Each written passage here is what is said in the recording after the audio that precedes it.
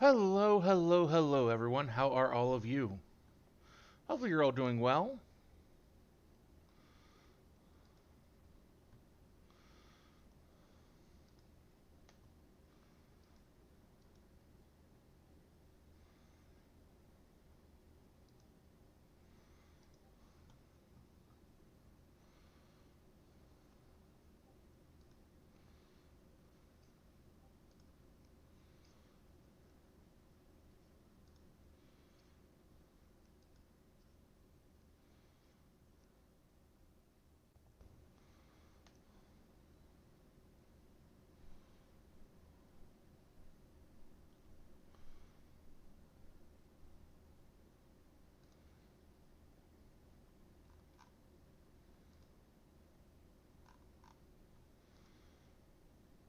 Okay. So we just have basically gotten back from the moon when we last played this. Dun, dun, dun, dun, dun, dun, dun, dun, dun, dun, dun.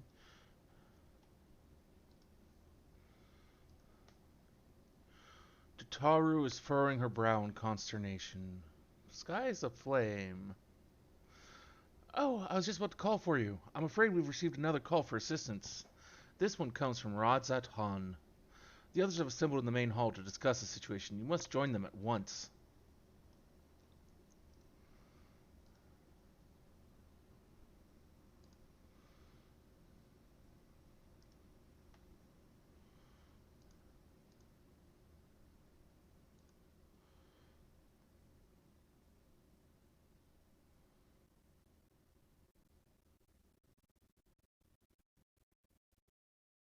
Ah, there you are.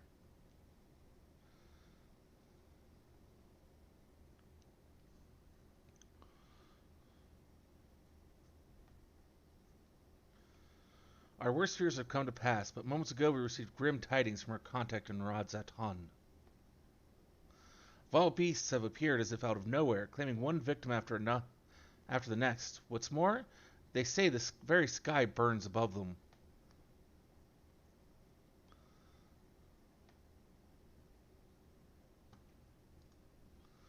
Good gods, are the final days already upon us? It would appear so.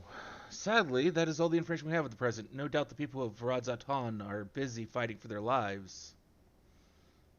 Then we must go at once. They need our help. Agreed. Quirrell, you'd best remain here with the Taru and gather what knowledge you can. You are in no condition for a long journey, I imagine.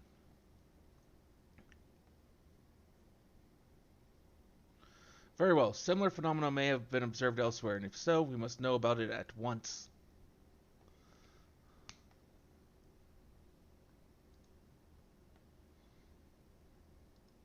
Be safe out there, yes?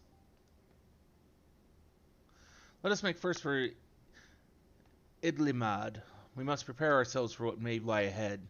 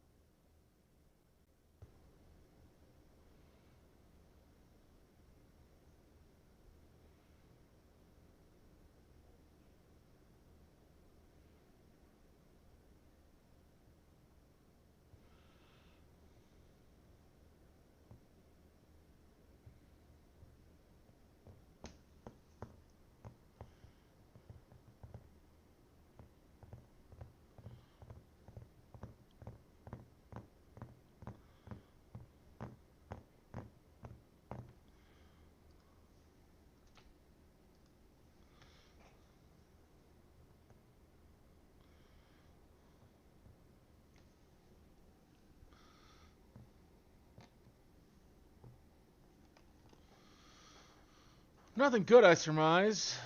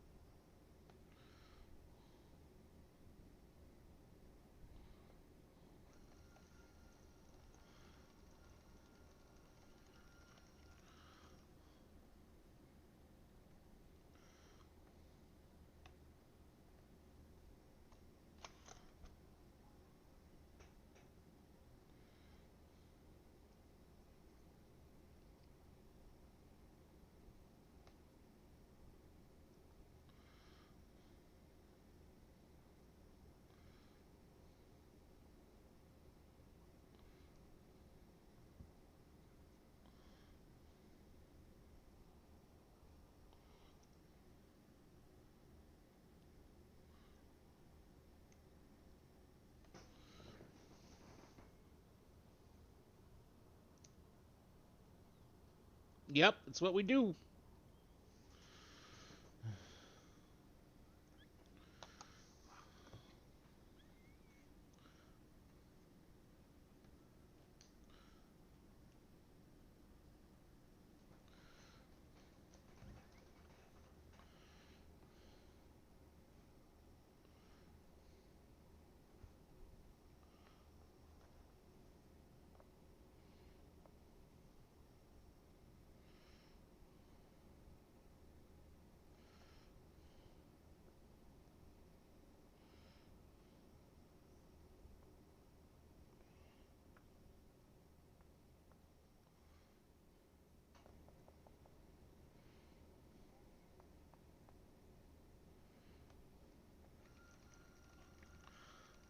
I mean, yeah. I mean, what else can you do?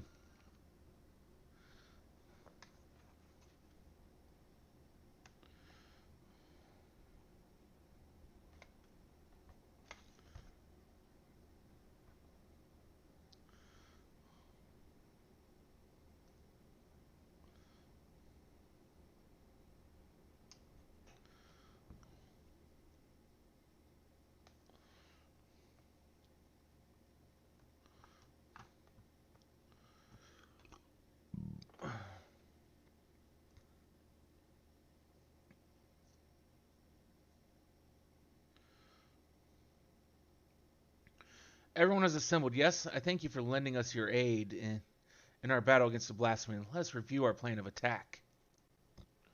I'd have you board this boat and circle around to the north side of the island. There you will find a dense jungle we call Vanaspati. It is a sacred wood, home to many temples and a number of villages. Vertra and the Radiant Host have gone there ahead of us. I ask that you join them and do all in your power to destroy this blasphemy.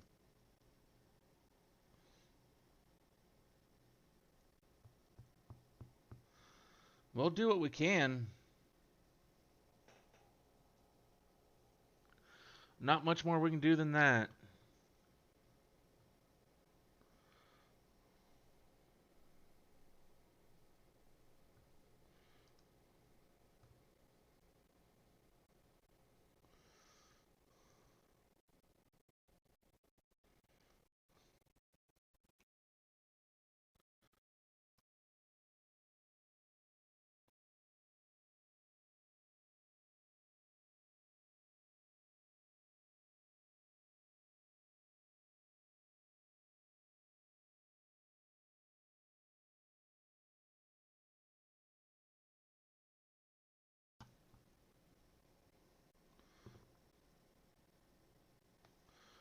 try to empty our inventory a little bit while we're waiting for the queue.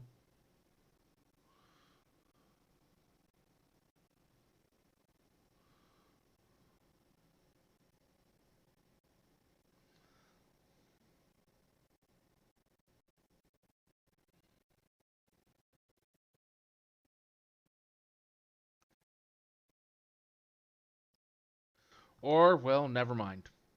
We're not going to get to.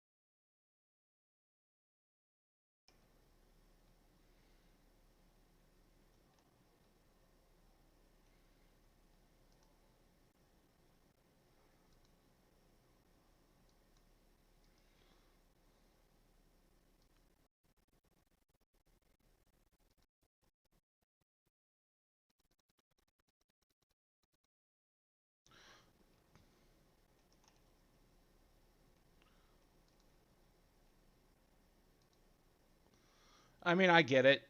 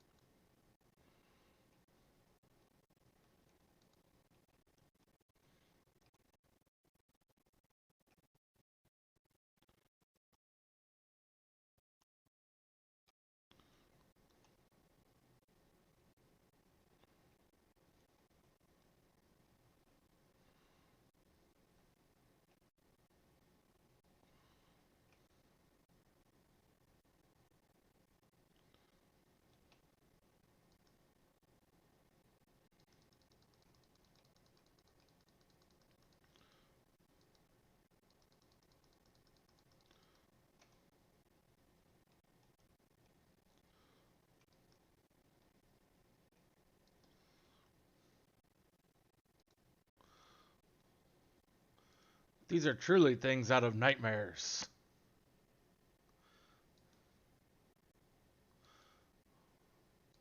But I wonder what makes it so that they differentiate from each other when they transform. If they were once people.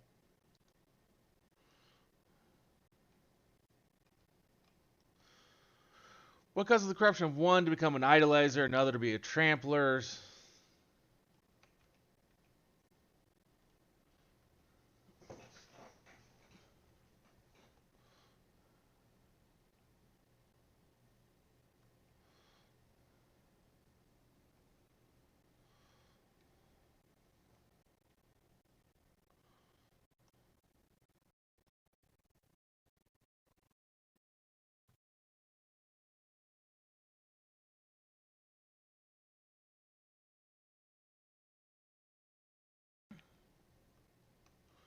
Or in that person's case, the snatcher.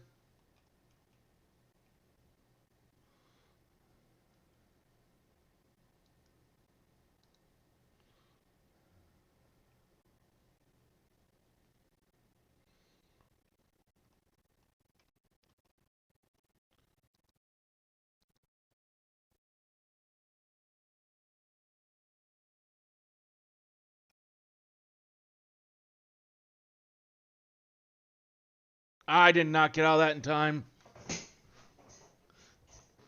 I was like, wait a minute, what? Where am I supposed to be going?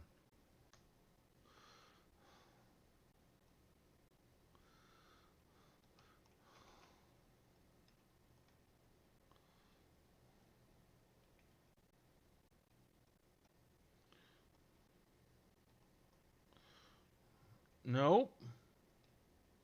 Okay, sort of.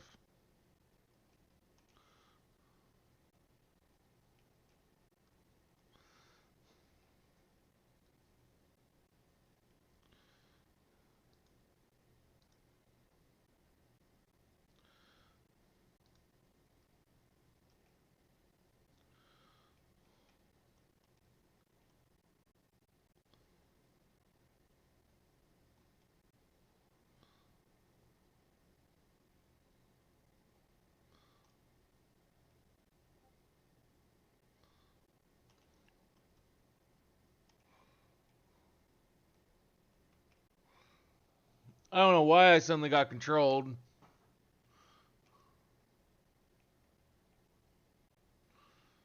I didn't see an eye.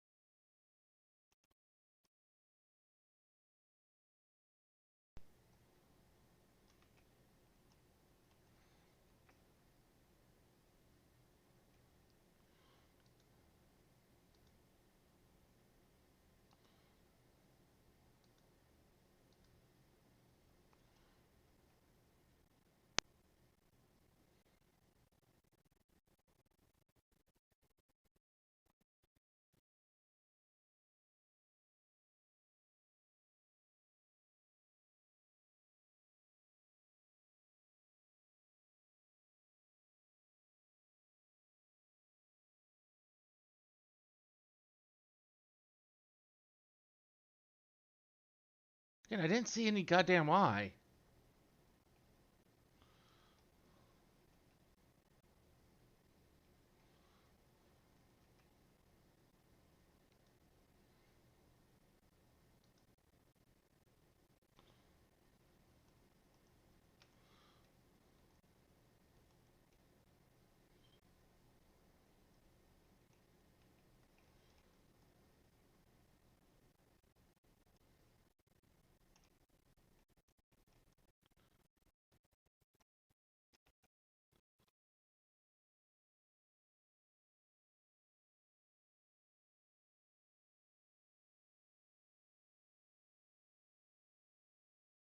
Well, I got through that one.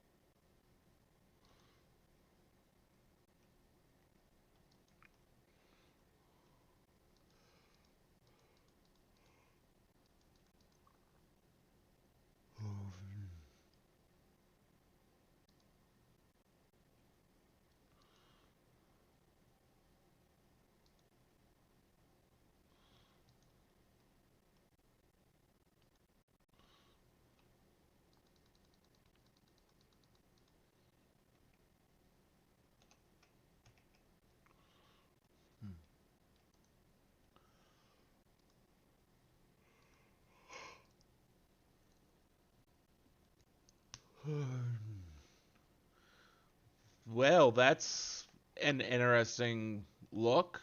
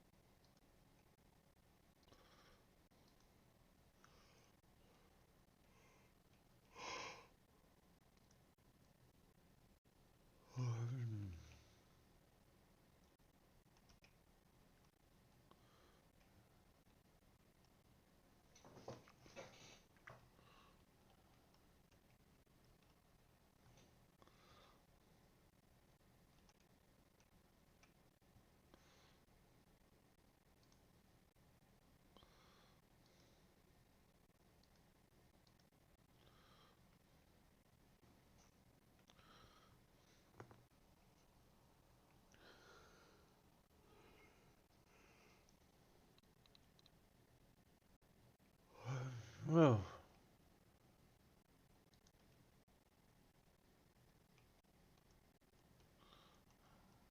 I was in the thing!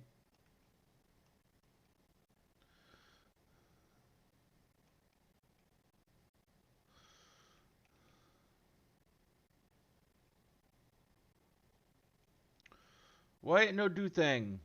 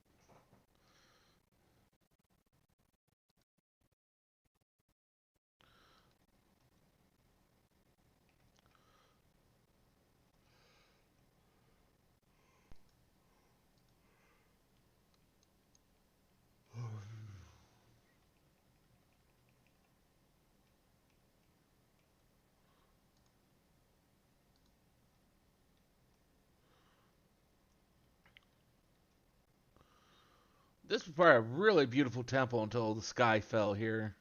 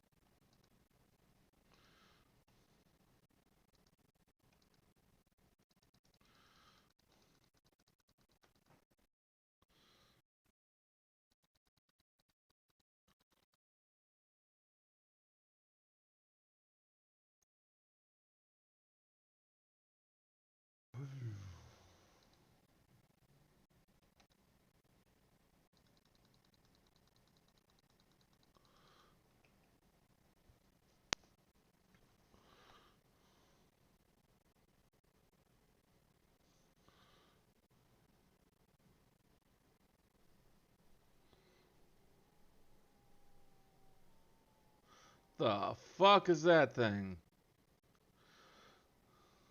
I don't know. They kind of remind me a little bit of hollows from Bleach.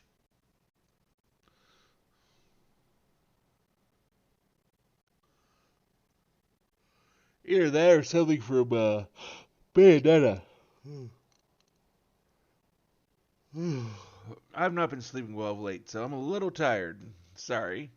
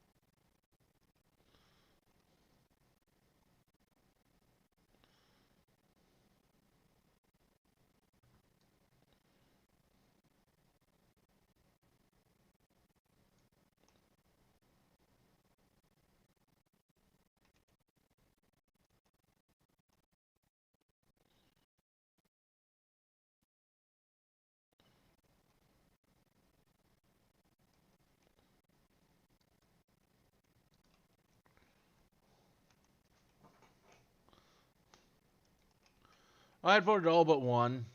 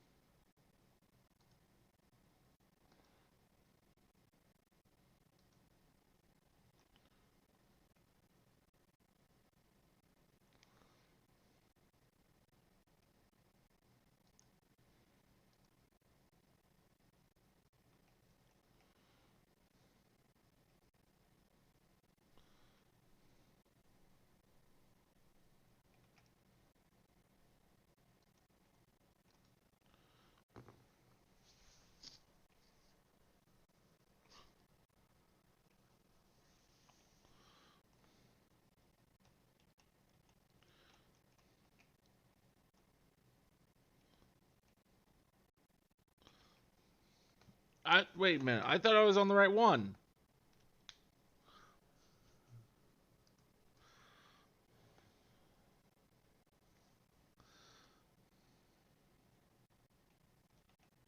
I must not have been. That's okay.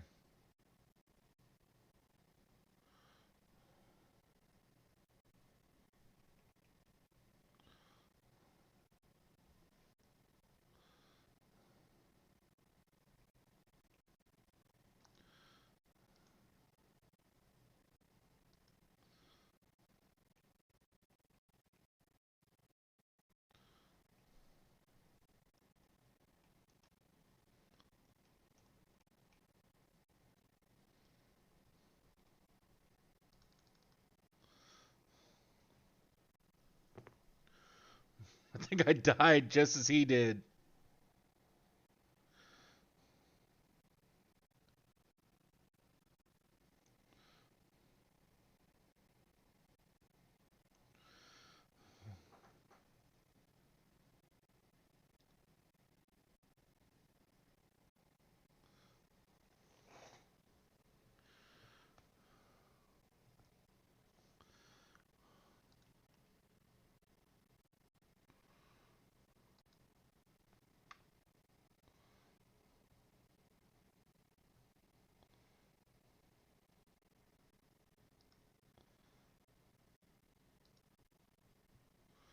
Got the war scythe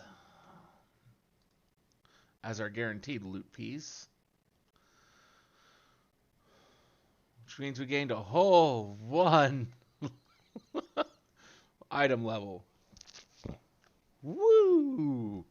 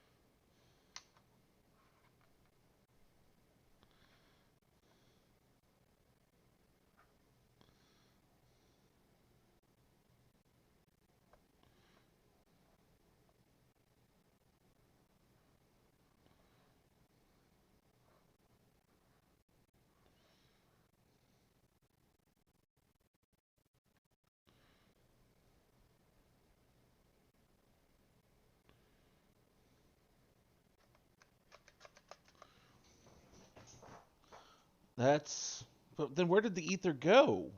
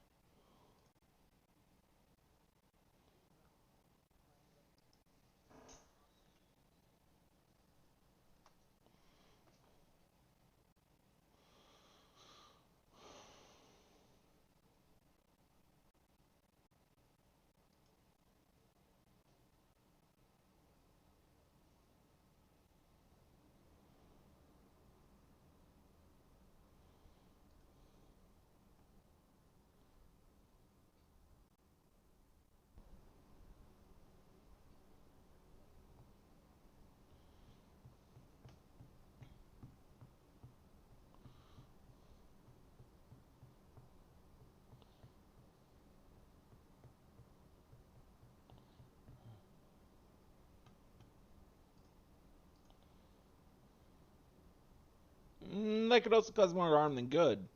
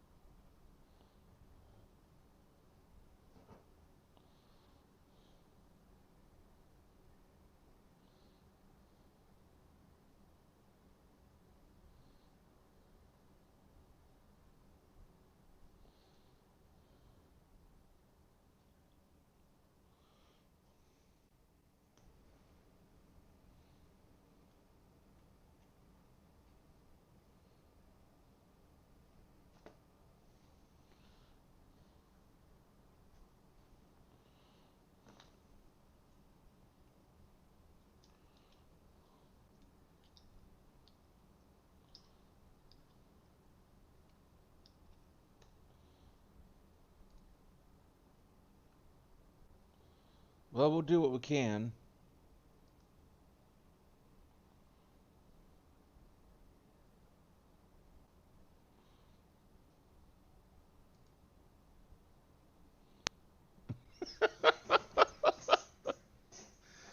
Well,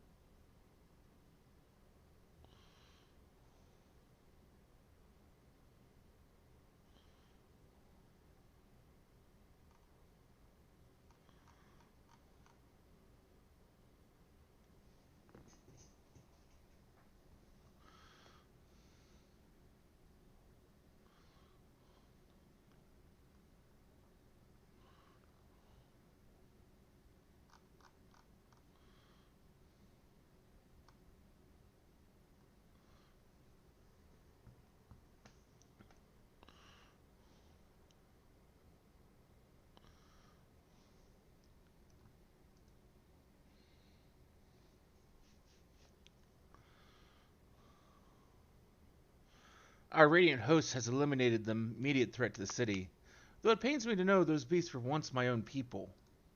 There is no telling when or where the next transformation might occur. We must remain vigilant and steel ourselves for whatever is yet to come.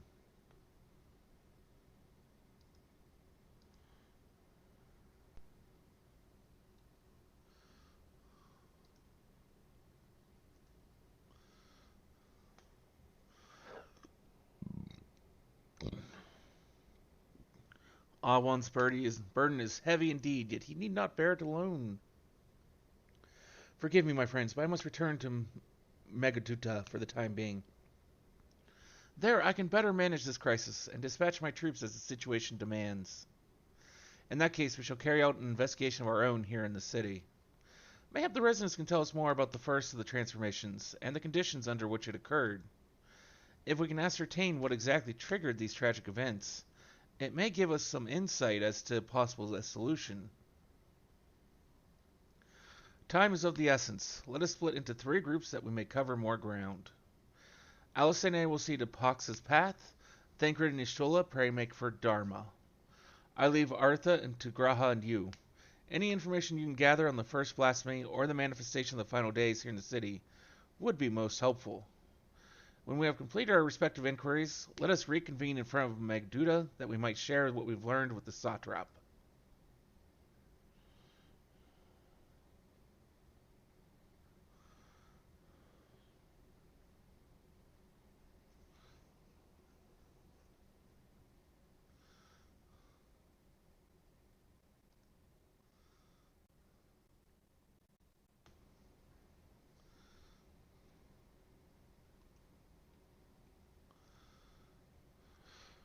Shall we be off then? Artha is home to the high crucible of Alchemia, whose alchemists forged many of our warding scales. That seems as good a place as any to begin our investigation, don't you think? I spoke briefly with Nuhaden, the chief alchemist there, on our last visit. He should be happy to answer our queries.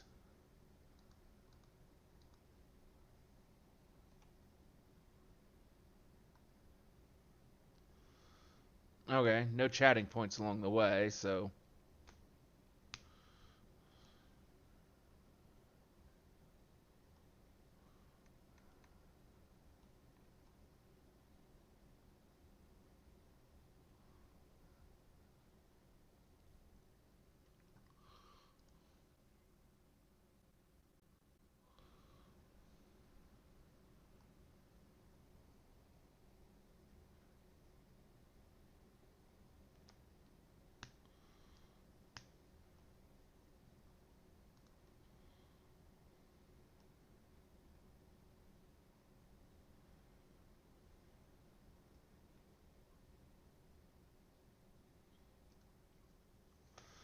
Ah, I remember those red eyes. You were with those scions who commissioned the scales from us, yes? I welcome you back to the High Crucible. What brings you here in these troubling times? We are assisting the Satrap in investigating the crisis that plagues the city. Did you happen to catch sight of any of the creatures? I did. As I was going about my work, I was disturbed by crashing footsteps so powerful that the very ground shook. I rushed outside and could not believe what I beheld. The night sky was burning. Suddenly I heard panic screams coming from the direction of Balshan Bazaar. In the next instant, a monstrous beast poked its head out from amidst the stalls. A handful of the Radiant rushed to the scene, only to be sent sprawling as the fiend and its minions propelled themselves skyward. So the blasphemy came from the vicinity of the markets. This knowledge may prove useful. I thank you for sharing your tale. Well, I do believe we now know where we should inquire next. To the bazaar, then. And we do have a chatting point on this one.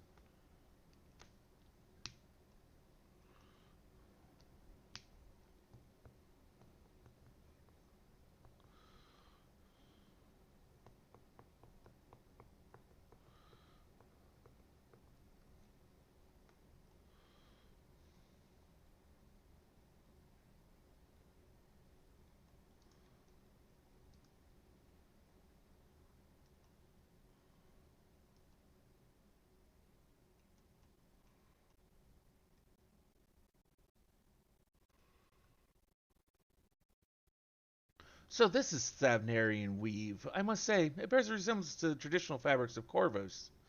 Small wonder, really, given that it's just across the water. Not that I'm much of an expert in Corvosi culture, of course. I've not had the occasion to visit my ancestral home since going to Charlian. And like as not, I will never reside there again. That said, in recent days, I felt more acutely aware of my heritage, and grateful for it. It is thanks to my forebears that I inherited the royal eye, and with it, the wisdom of ancient Alog. And so, well, I simply hope that my countrymen are safe. And one day, when this calamity is but a memory, I would like to see Corvus again, if only once. Forgive me, but my shop's closed until further notice. Needless to say, we've more pressing concerns these days. We have come not in search of wares, but information concerning the enormous fiend that tore through the bazaar. Did you perchance witness anything? Afraid not, my friend. I was here the whole time, so only saw its little minions. Made a mess of the place, they did. While that was all going on, the great big one tore through the west side of the bazaar. You'd have better luck asking there.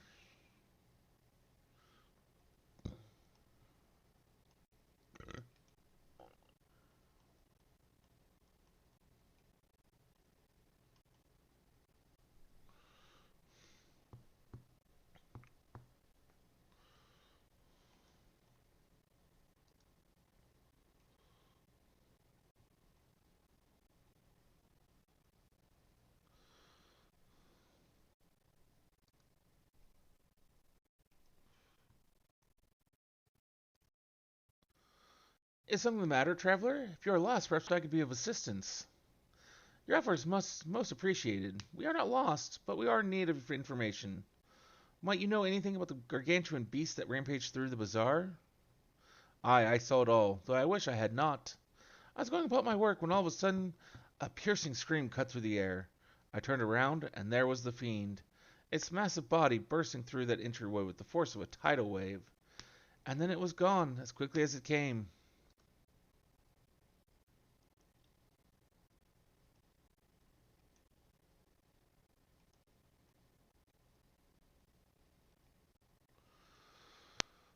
Sisters have mercy, what has happened to the world? What am I to do? Is nowhere safe?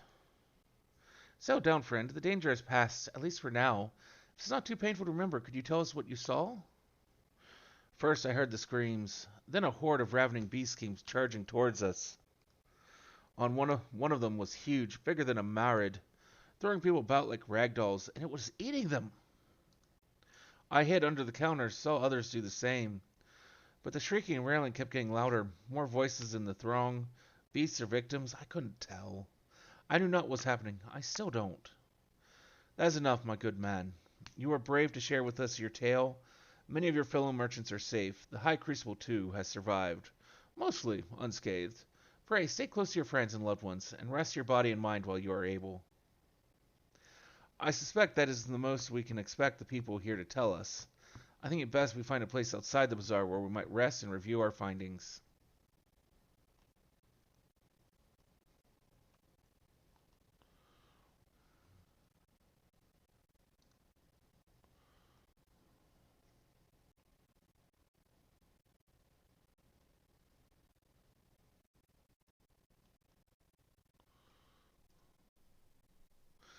Judging by their accounts, the transformation has already occurred by the time the beasts reached the bazaar. It tore through the west side of the bazaar and headed towards the Aetherate Plaza. In other words, the blasphemy may have first appeared in this vicinity. That being the case, the people in that main can surely tell us more.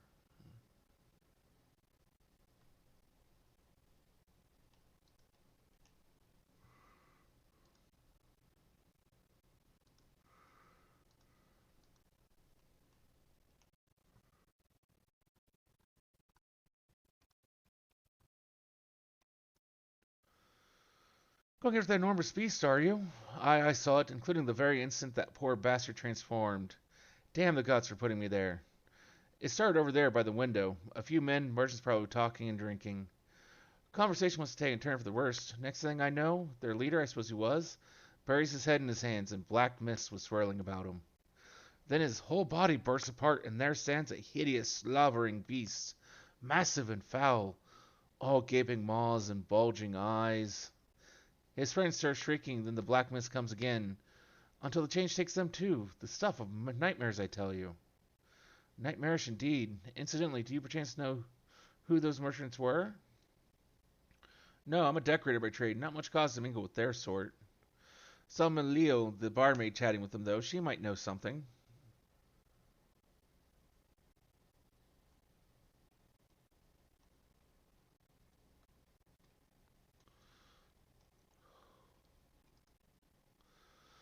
Even after repairing all the damage, it'll take a while for business to pick up again. You mean the blasphemy? That's what the Radiant have been calling it anyway. I saw it too. We all did. I was standing here at the counter as Mary poured me a drink when suddenly there came this dreadful sound like a pained, angry groan. It was unlike anything I've ever heard. I turned around in shock, and from an ominous cloud of black mist rose the creature. Enormous and ghastly to behold. As for what happened next, to recall it sends shivers up my spine. By some stroke of fortune, I was able to slip outside before the beast got its claws on me. But the sight that greeted me offered no solace. The blue sky above burned red as blood. Merritt and myself and the other survivors clung to each other for dear life until the Radiant host came to our aid. Wait, did I hear you correctly? The beast manifested before the sky began to burn? I'm certain of it. The windows here offer a clear view of the sky, and I saw nothing out of the ordinary until the beast appeared and began to rage.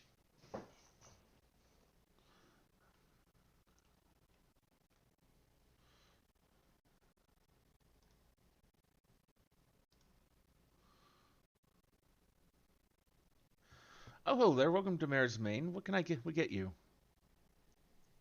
We have not come for libations, but rather for information. You are Milio, right? We are investigating the so-called blasphemy on the Satrap's behalf. We hear it's one of your customers, a merchant, that first underwent the transformation.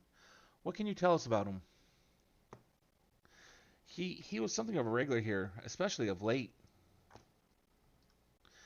Gozel was his name. He ran his own consortium, dealing primarily in the exports of Stavnarian specialties.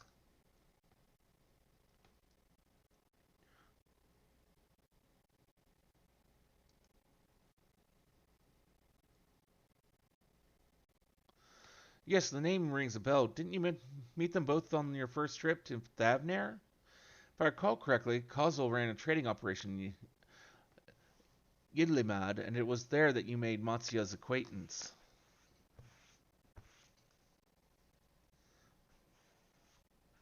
Yes, that is his name, Kozel, no doubt. A rather successful man from what I gather. That said, it was clear that he had fallen in hard times of late. Those ghastly towers popping up everywhere cannot have been good for business. Even now with the towers gone, the collapse of the empire has led to all sorts of problems elsewhere. The market for luxuries is surely not what it once was. Trying times for the heads of a trading consortium indeed. Kozel was a compassionate man. Even as his own business suffered, he did what he could to provide for the artisans, fishermen, and many others who counted on him to sell their wares. Indeed, that was the very topic of yesterday's meeting. As far as I could hear, yet as they discussed matters further, Kozel's tone grew grave and grim. It was then that... Forgive me, I would not have you recall the memory if it brings you pain. If I could, I'd ask just one more thing. Did you notice anything unusual about Kozel in particular? Please, anything at all. Sorry, nothing springs to mind. Perhaps someone else can help you. Kozel lived for his work and had no family that I know of. His employees and associates knew him best, but they too are lost to us. Still, perhaps his neighbors know something I do not. I can direct you to them, if you believe it would help you. What do you say?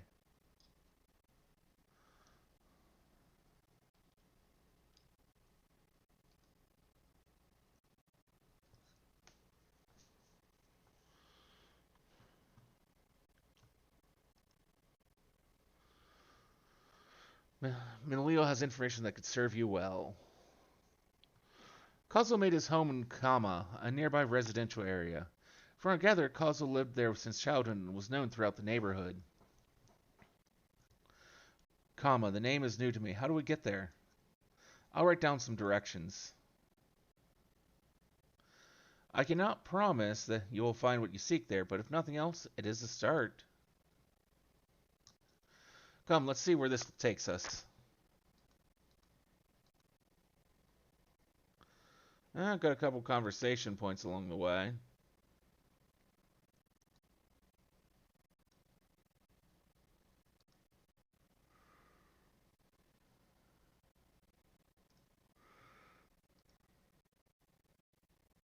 Let's see, after leaving the main, we're to retrace our steps and head back towards the Aetheryte Plaza.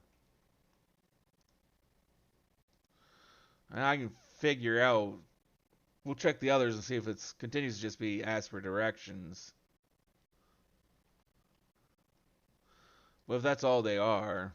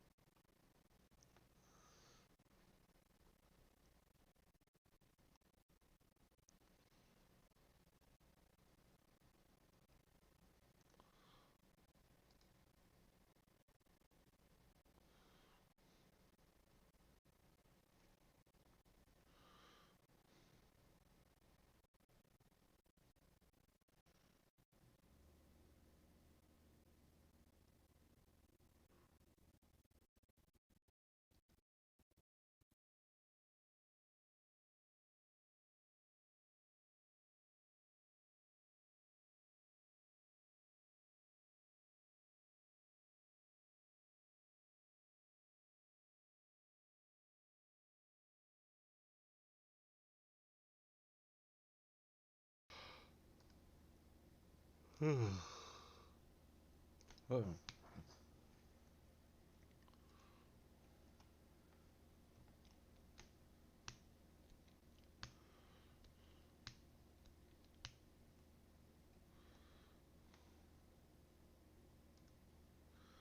And this must be Kama. We've arrived at last.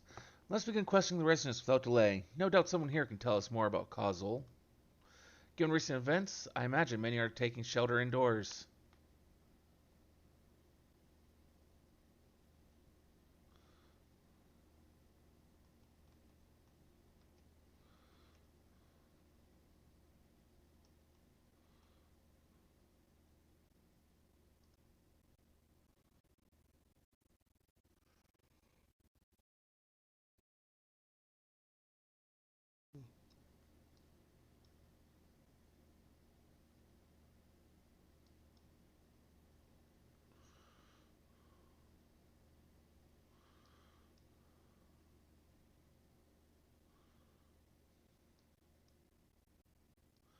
Most of these I've not.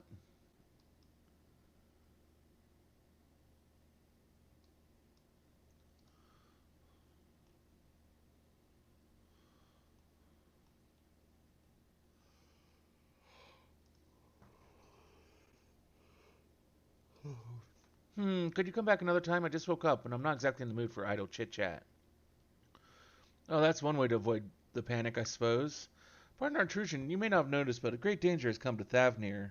I encourage you to stay alert and prepare to flee the city should the situation turn dire. Before we leave you in peace, pray allow us to ask a question or two. Did you know a local merchant named Causal? If so, did you notice anything unusual about him recently? Aye, I know him. In fact, he spoke just the other day. Like many others, his business was doing poorly.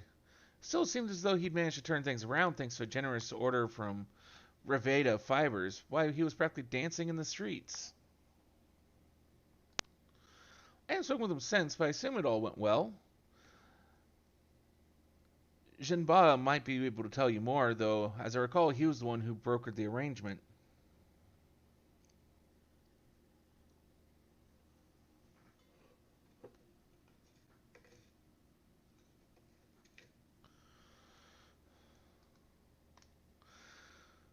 Jinbaya at Reveda Fibers? Let's make a point to visit him after we've spoken with the other locals.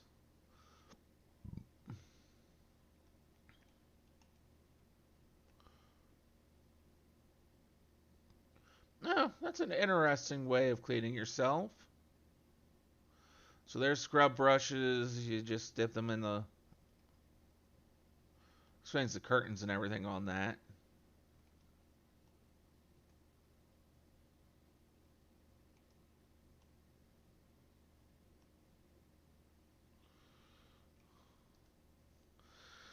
Coswell, you say? Yes, I've known him since he was a boy. If there was ever a man who was born to be a merchant, it was him. Always early to depart and late to return, he'd spend his days procuring the finest wares and seeking out willing customers. You could say it came to him as easily as breathing. Sadly, business was flagging of late. No surprise, really. Well, with how dangerous travel has become, he was cooped up in this house from dawn till dusk. The other day, no doubt, racking his brain for a way to turn his fortunes around. That night, I heard the door open. I looked out to see Coswell sitting on his bench, his head hung low, a man with the weight of the world on his shoulders. I see. The situation must have been quite dire indeed. Did you notice anything else out of the ordinary? Nothing to speak of, other than the troubles with his consortium. He was the same old Coswell, cordial and honest like always. These questions you are asking, has something happened to him? He wasn't caught up in that terrible incident at the bazaar, was he? I don't travel much these days, but my daughters told him not to venture outside. Stuck in here as I am, I've heard little about these bazaar goings-on. Rest assured, the city is safe for now, but the situation may change without warning. I urge you, stay close to your daughter and be prepared to take refuge should the satrap order it. Hey, Ellie.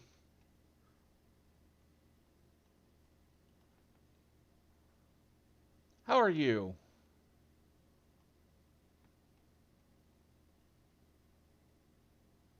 I have no doubt.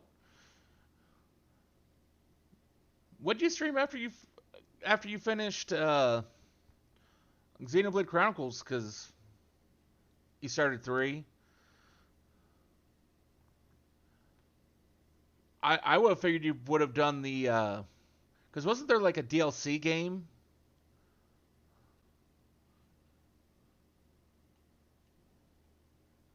That's like after the events of 2.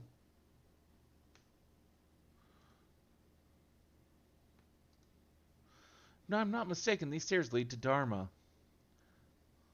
It is quite the sight, the red sky above. An expansion game, that's it. Maybe someday. It is, I will say, because I have, if I remember, I played the expansion game. It is far, far shorter.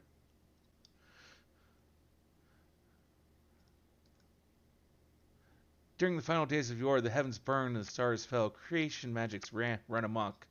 That was my assumption when I saw Amarat. Perhaps the ancients believed the same, that the terror of a single powerful individual was the cause of their calamity. And yet those self-same horrors now manifest themselves before our eyes. What could be that sets the heavens aflame and turns ordinary men into beasts? One of these days, I'll start with Xenoblade Chronicles 1. Well, after I figure out what system it's on. And get a hold of said system, because I don't think it's on... It is on Switch. Then I'll just have to get a hold of a copy of it, and I'll start there one day. So many games to play. So many games to play. Not enough time to play them all. Although I've been trying to stream longer just so I can try to get more of these games done.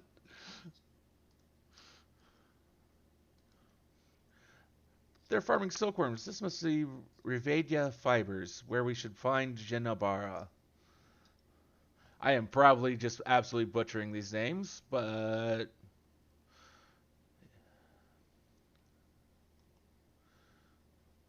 Yeah, a $14 stream, that will take it out of you. But, here, let me shout you out.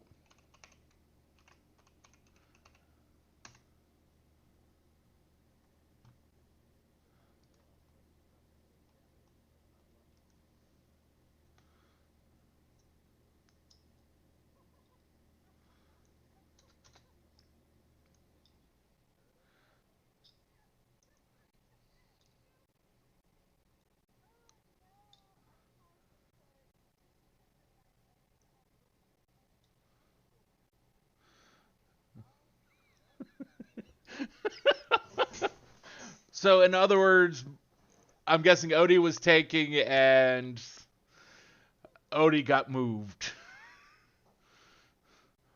And hurry, I say, there's no time to waste.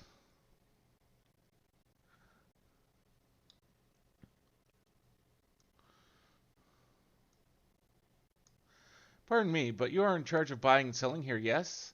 We have a few questions that we'd like to... I'm sorry, but I simply don't have time to chat. If you haven't noticed, we have our hands full at the moment. We must carry all our wares and equipment to safety before those accursed beasts return.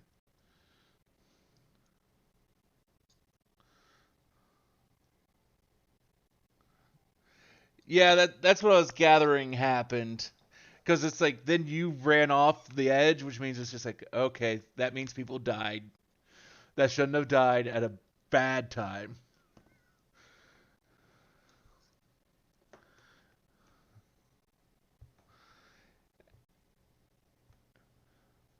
In that case, might we be of assistance? Perhaps we could speak with when the job is done.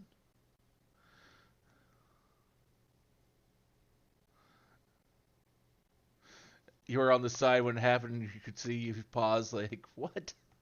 I don't know. I kind of did that last night while playing Yakuza 4 because the guy I was fighting kicked a couch from behind him into my face. Where I was just like, wait, what?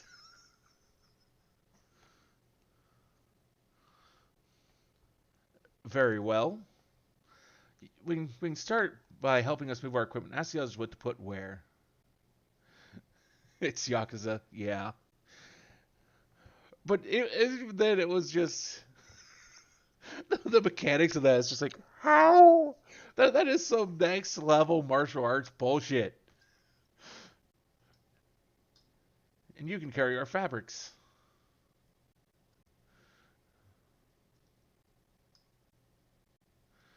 Go through that door and speak with Kamala. She'll tell you the rest. Remember, these textiles are our livelihood. Handle them with care. So far, it's ultimately been about... That was the only enjoyable part so far I've had with Yakuza 4. Because, I mean, it's kind of interesting trying to figure out what all is actually going on. But, I mean, for the most part, not playing as Kiryu or Majima and the very lack of involvement the two seem to really have in it is rather disappointing. And Menami is not a replacement for Majima.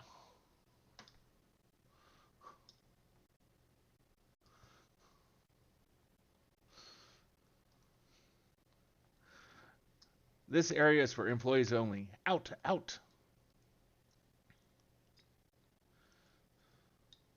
What's that? You've come to help? Oh, praise be to Menderova. Kind stranger, I welcome your assistance. On your way here, you pass 3 storehouses, yes? I'd like you to carry that small crate to Nabrafo by the storehouse near the hatchery. The crate of clothing is for Manua, and the massive crate there goes to Zaymera by the middle storehouse. Watch your back with that one.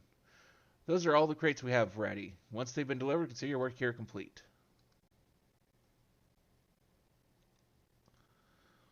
So this one goes over by the hatchery, I think he said.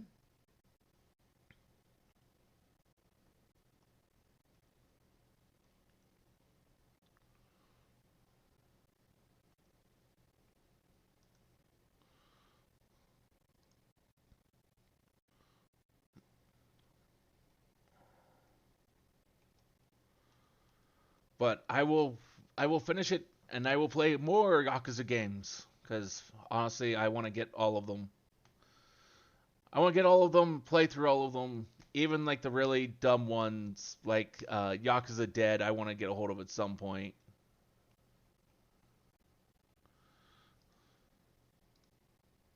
Crate full of clothing, is it?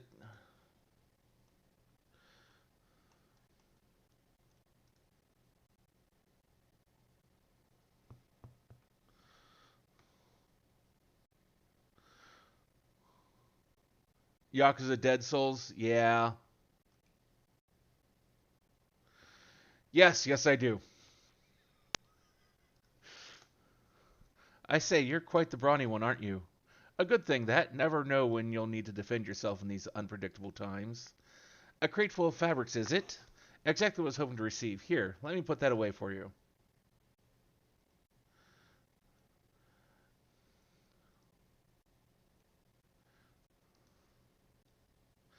You've carried all the crates to storehouses, you say.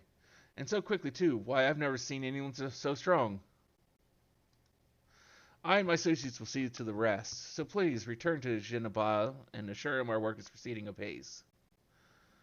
To tell the truth, we're grateful for this distraction. Too many terrible happenings of late. But generous souls like yourself give me hope that we may emerge from this trial even stronger. I pray we meet again in more peaceful times. I mean, I don't. From your description, it's something that's like, I won't be able to do it like straight through. But one of those things I'll do a little bit here, I'll do a little bit there. Done as I asked, have you? If Kamala is satisfied with your work, then so am I. You have done us a great favor, traveler. But I think the only two that I know of that I need to get hold of is that and the Yakuza Feudal Japan game. I don't know of any others that I don't have at the moment. I too have delivered the instruments and apparatus entrusted to me. You both have my thanks. With our wares safely stored away, we'll not lose any more to those fiends. I take it that your establishment did not escape the attack unscathed? We did not. Thankfully, most of our workers had already left for the day, but those of us still here saw it all. We looked to the burning skies in confusion. Before we could even begin to make sense of it, a hideous creature burst through the doors, shrieking. We ran for our lives, but one of my colleagues was not so fortunate. He cried out, a scream of such agony, such terror, and in that next instant he too sprouted fearsome claws. The sight of it caused another fellow to panic, and then he too transformed.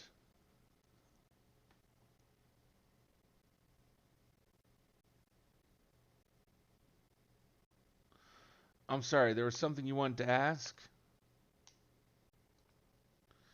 Indeed, you knew the merchant Kazuo, did you not? I believe you had some dealings with your establishment. Kazuo, I knew him well, but we'd arranged for his consortium to deliver a large shipment of fabrics, but in the end we received a better offer and had to turn him down. I understand his business is struggling, but so is ours. Another of our most reliable trading partners agreed to transport the goods for a much smaller commission, and we'd have been fools to refuse. I feel terrible for withdrawing the offer, but you must understand we simply had no choice. He tried to put on a brave face when I delivered the news, but his dejection and despair were plain as day. He said he'd discuss it with his associates, but I could tell he'd all but given up hope. Dejection and despair.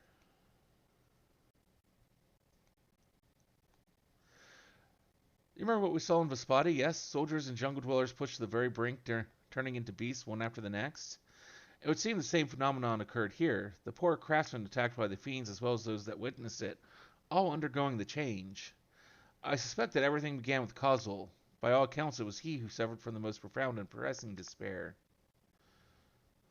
Wait, could that be it? That such intense emotions were what triggered his transformation? I don't know, makes sense. Much remains unclear, but I believe we are drawing closer to an answer. At any rate, we must discuss our findings with the others.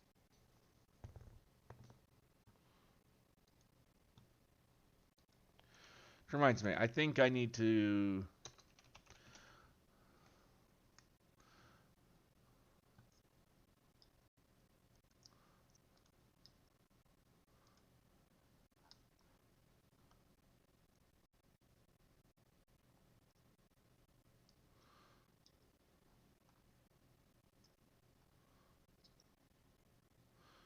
need to find those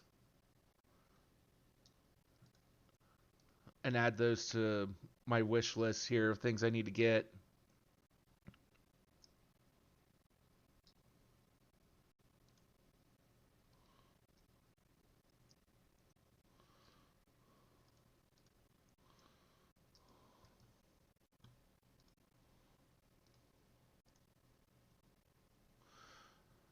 Rahatia is eager to share all you have learned with your companions. We were to reconvene with the others in front of Meduta, were we not? That should be just outside. With any luck, they will have already returned with their own investigation. My friend, we must take our leave. I pray that your establishment is spared further tragedy. But remember, your lives are far more precious than any wares. If you're ordered to flee, do so without hesitation. Indeed, I thank you for your concern, and pray you to take care as well. I just need to find a list of all of them. Hey, Zell, how are you?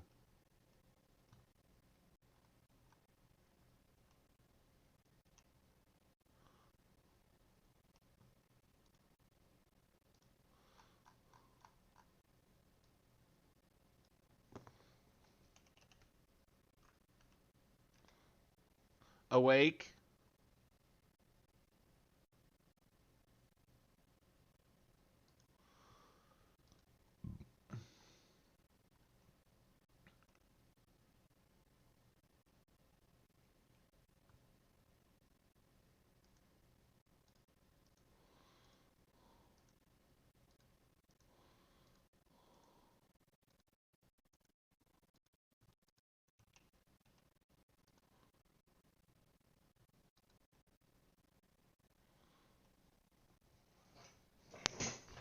Fell asleep since you got home and been up since 11?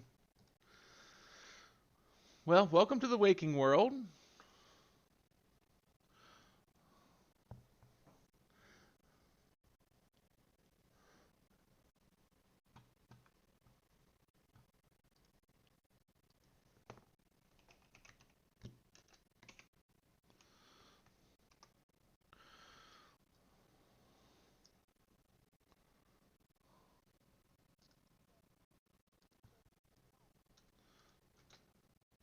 Yes, we have.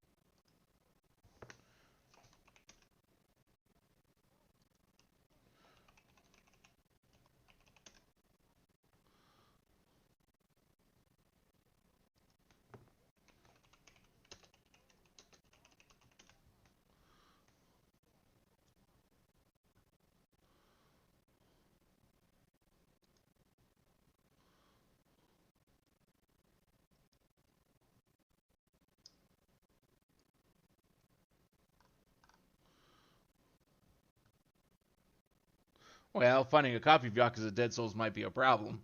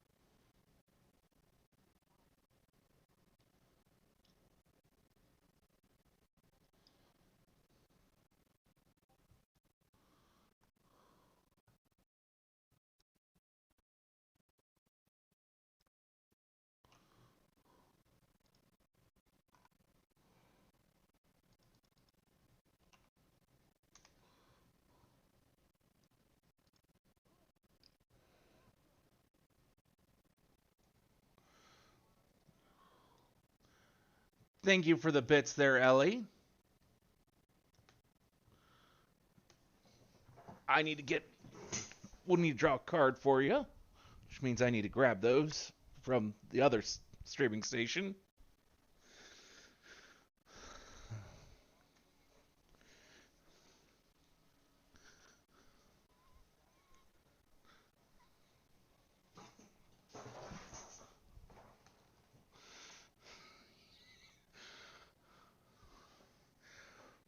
Well, actually, although I have to manually add it, it is bit or donation goal.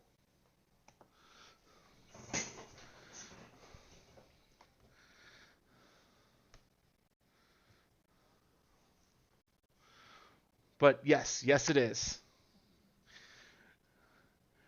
Because it will make me very angry, very annoyed to play through the entirety of Elden Ring. But I will do it.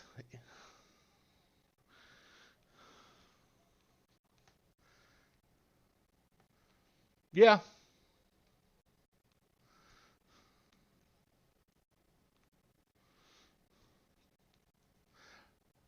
Although I thought about making it smaller just because it's just taking so long to get anywhere.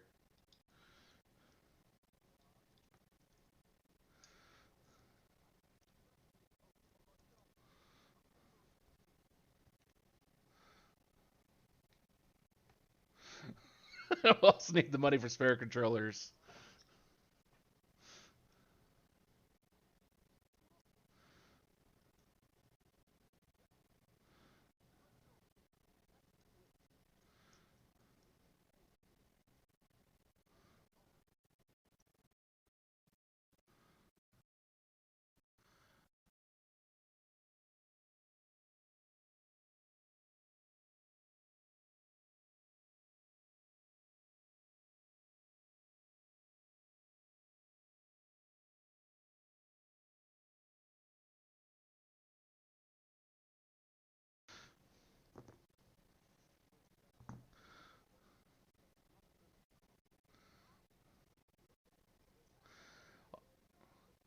Although,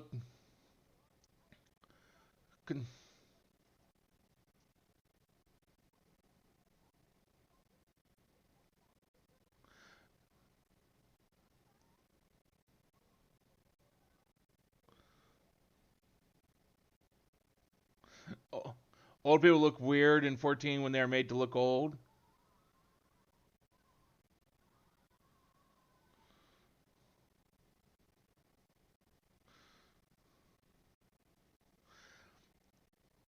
I don't know. I probably won't need spare controllers, but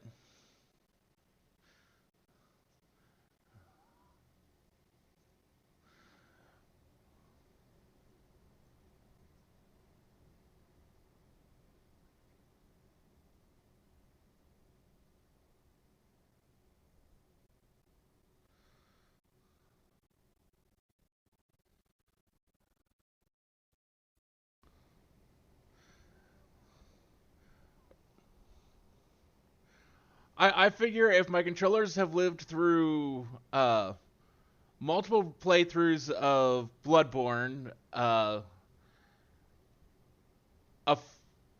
one ending and some more of Sekiro,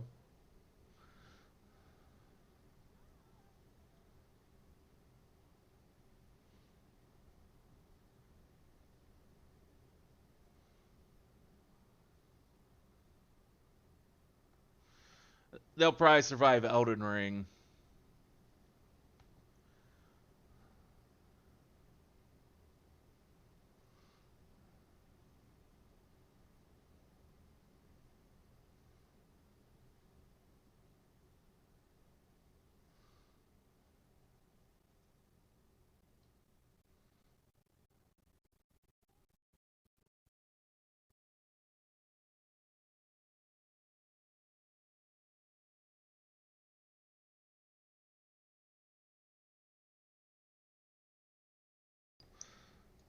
And so the dominoes fall.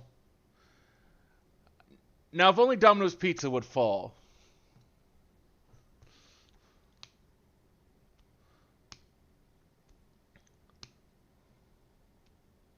Oh no!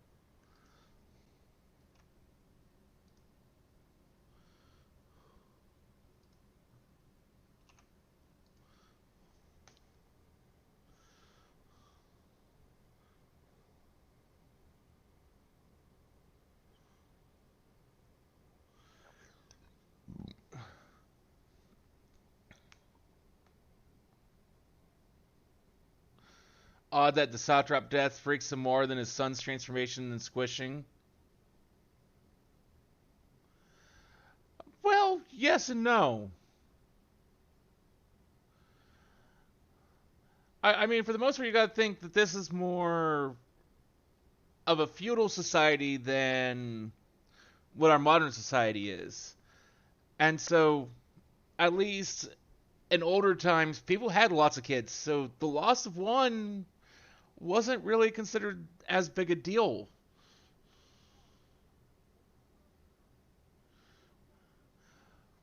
But the loss of a leader, a village elder, a king, blah, blah, blah, blah, blah, that could be absolutely devastating to your way of life.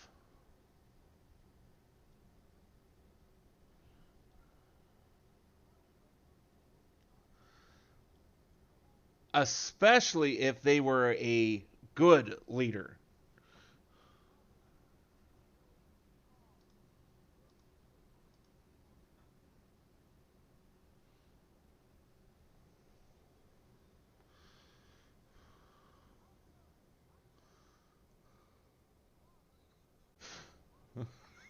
Trying to listen to speech from a simp.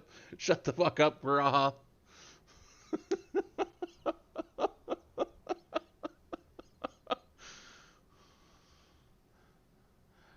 Not sure what a simp is, but okay.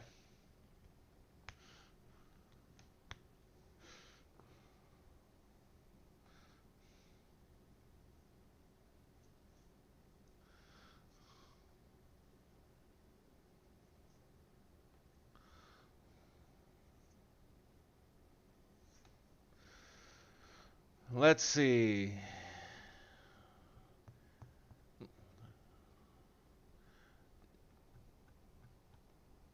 Let's draw a card for Ellie's bits there.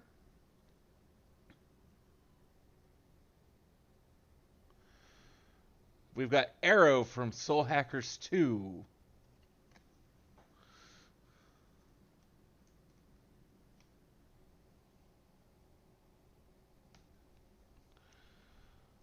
Thank you again for the bits there, Ellie.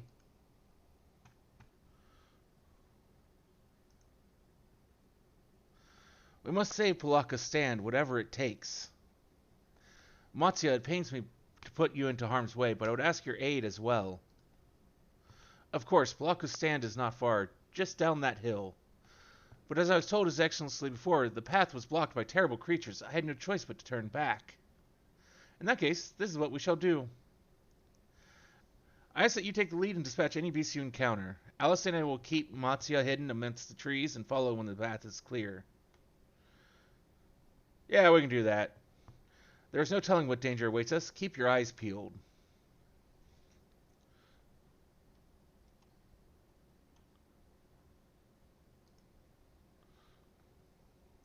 Simp is someone who tries way too hard to impress the person they like, often going above and beyond to satisfy their every need.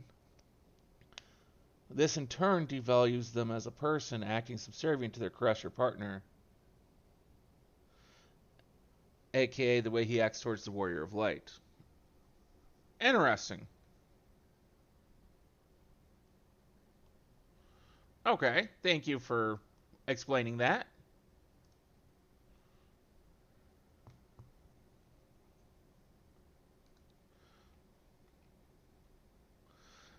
See also the horny people throwing money at Twitch girls.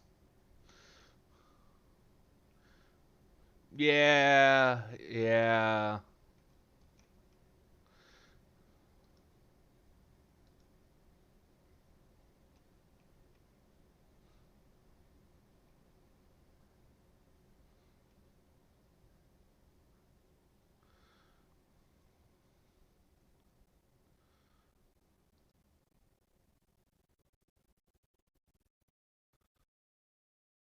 I don't know. I actually try to spend if I when I do have free money to spend for people on Twitch, I try to support people that I actually enjoy watching them play the games. That are which is like that's actually a fairly small list of people, but I don't generally have a lot of free money to dispose to them, so it's just like I can't support them as much as I'd really like to. Hell, with my computer going downhill, I haven't even been able to lurk as much as I'd like to.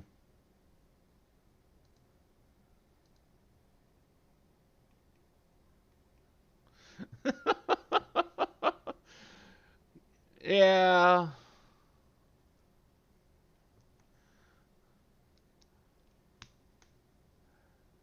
I mean, there's nothing wrong with it if it works out, but there's also a line where you kind of have to go. She's your girlfriend now, so you forgive yourself. I mean, it's one thing if it's single and open to such advances. It's another thing if they're not single and people take things way too far beyond the boundaries that have been placed by whoever. It cannot be.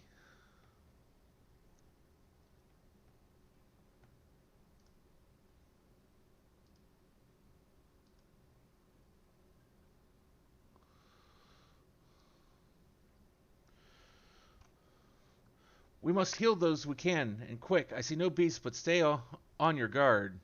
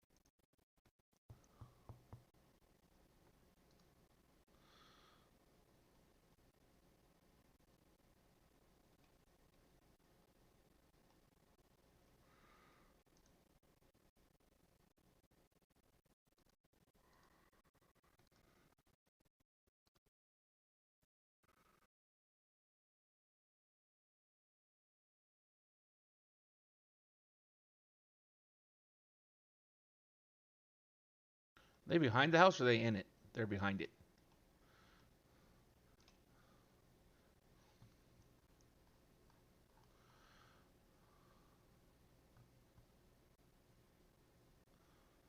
Have you come to help us? Too late, my family and friends.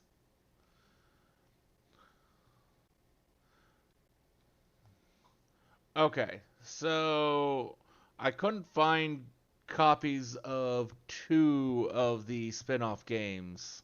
Because apparently there's a whole bunch of spin-off games that I didn't even know about at all. Like there was two PSP games I'd never even heard of, including one that got turned into a movie.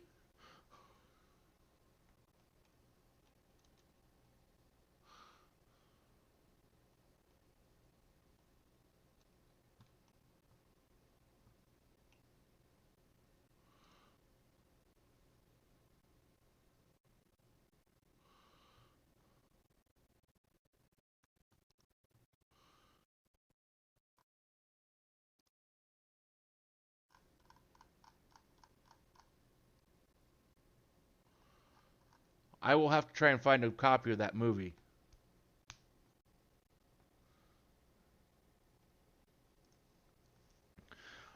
Are these the only villagers who survived? I can only hope others managed to flee, but the rest have been turned to beasts by the 12. Let us do what we can to see that the damage spreads no further, and no matter what comes, we must keep our spirits high, lest we ourselves suffer a similar fate.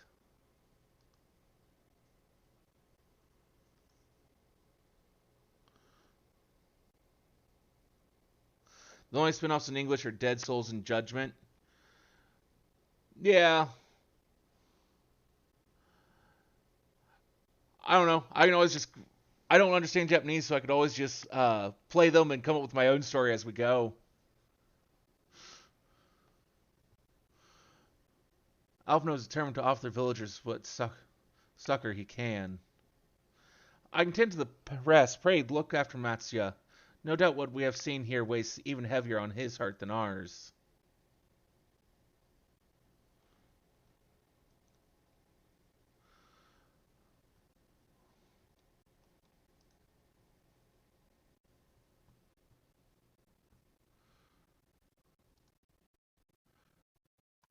But like I said, Dead Souls, I can't even find a copy of it for sale anywhere. Stream 1, fumbling through the menu for 4 hours. That's content. This is Yoravet, the elder here. He is hurt, but praise be to the sisters he still lives. Oh, is it now? Oh, wait, but you can't. I can't get, for whatever reason, I can't get any money added to my wallet, and you can't just buy things off PSN on. You can't easily get things on PSN anymore for PS3.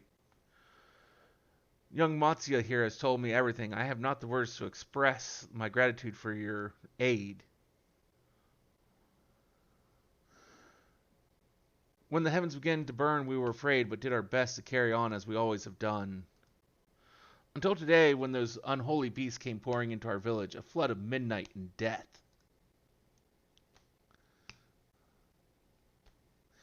There are no words to describe what followed. Men and women I have known since they were babes, struck down by the creatures, only to rise again to join the murderous hordes, in the guise of those same hideous fiends. In the chaos, a handful of our villagers fled for their lives. I can only hope they have found their way to safety. Matsuya, do you perchance remember Quirasaf and Maven, the young couple who always bought your freshest catches? How could I forget, Elder? When I first came to peddle my wares, desperate to eke out a living, they showed me such kindness. Others shunned me as an outsider, as is their way. But Quirasaf and Maven bought me my fish and sung its praises. They turned my fortunes around. Alas, I fear they are in terrible danger. I saw them running towards the Gama temple, one of those beasts in close pursuit. They had their child still, but a tiny babe. To elude these fiends while caring for one so young is an impossible task. Surely, I beg of you, go to their aid.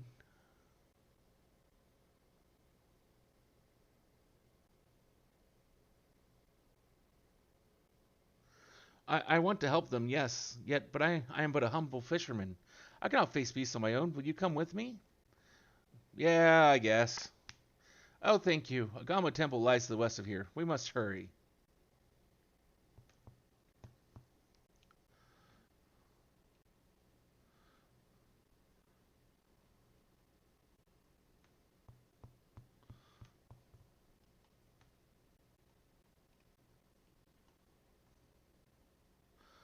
I'll take a look into that.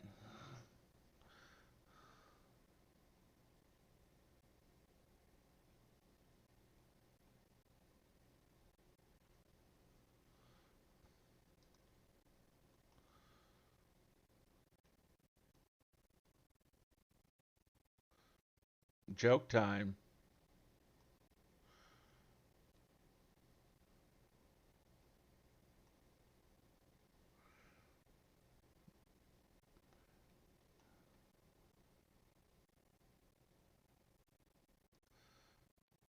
This is embarrassing, but you had an accident playing peekaboo. Got put in the ICU.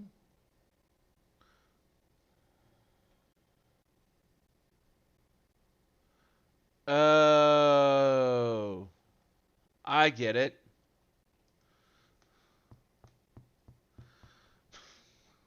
Okay.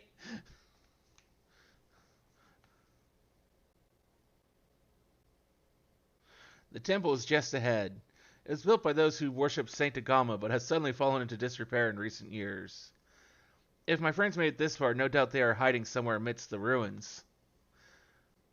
No, please stay back. Ah! That was Quersaf. Oh no, this is not good.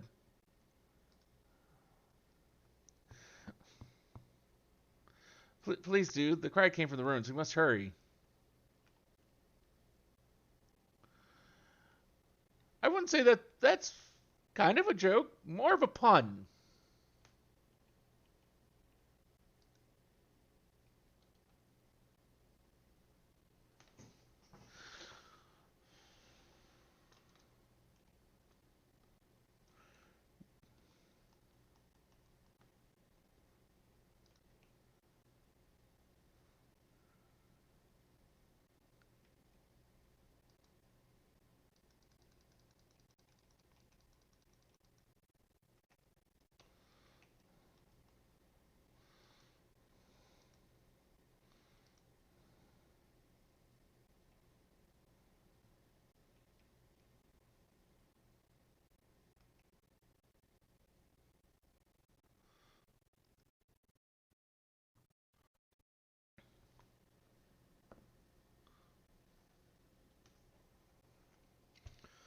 Did we get there in time?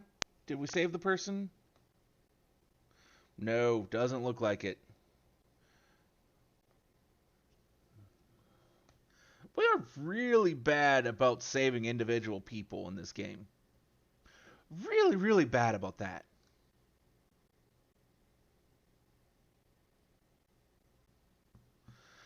I'm sorry, I tried to stay behind, but I couldn't.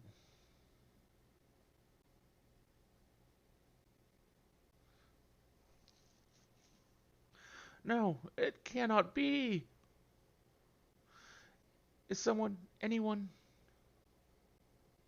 My arm is so heavy, and my legs. I cannot feel my legs.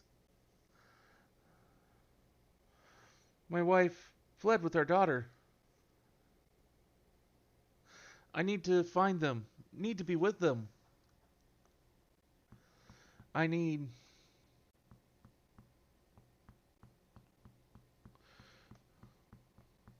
You must stay strong. More time. I thought I had. I don't want to die.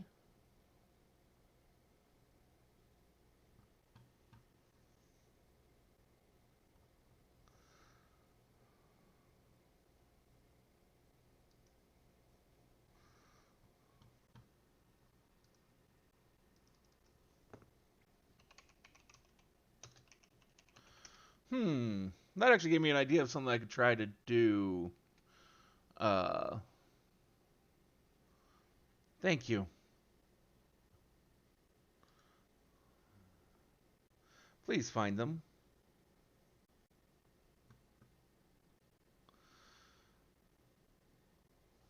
Because here in about 2 months, I've got my 3-year stream anniversary. So I need to be thinking of some things, and I think I just came up with something. Thanks to that comment about save the Moogles.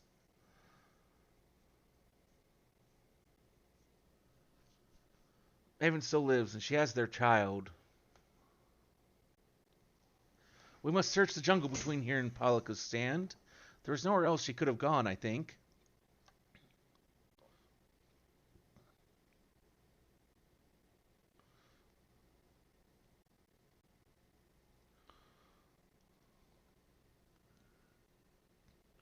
Forgive me, Kirasaf. Once we have saved your wife and child, we will return and lay you to rest.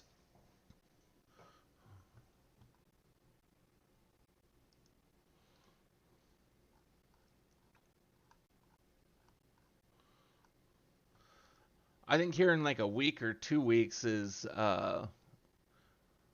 would be 2 years since I got affiliate.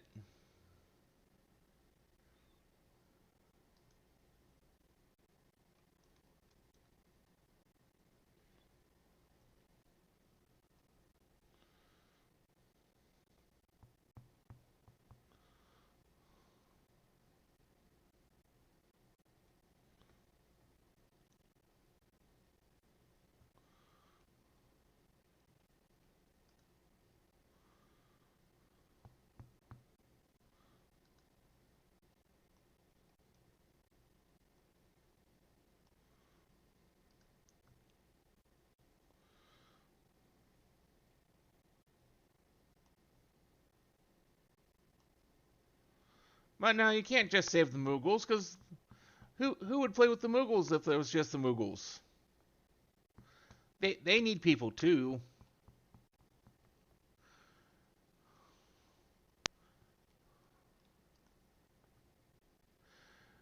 I mean, look how badly we beat up on the Palm Squad in the one trial.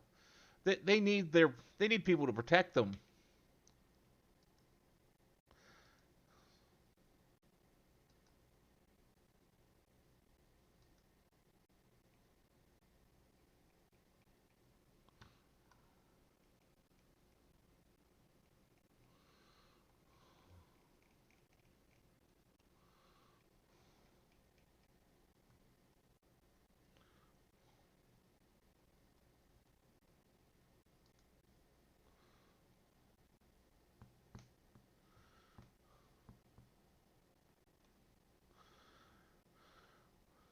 Actually, I think that's one of the oldest reputation things that on my main I've never finished.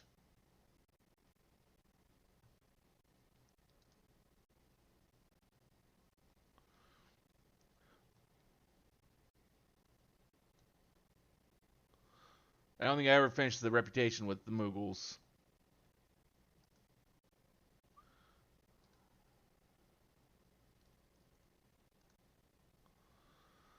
Did you see any sign of them? I found nothing. Perhaps the beasts have chased them further from the village. O gods above, I beseech you, pray deliver Mevan and her little ones to safety.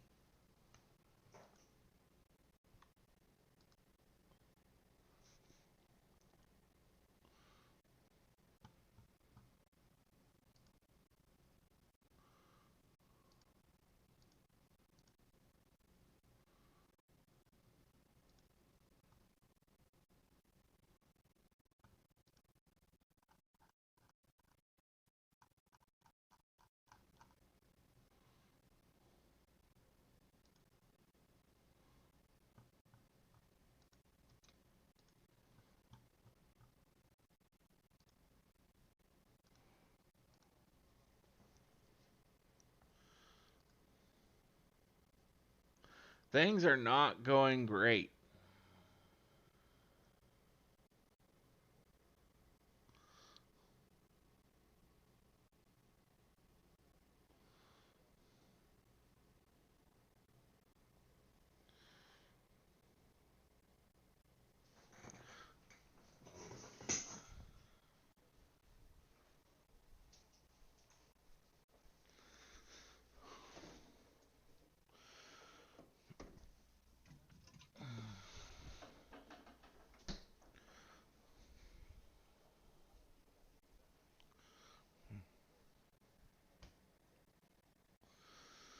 Let's see.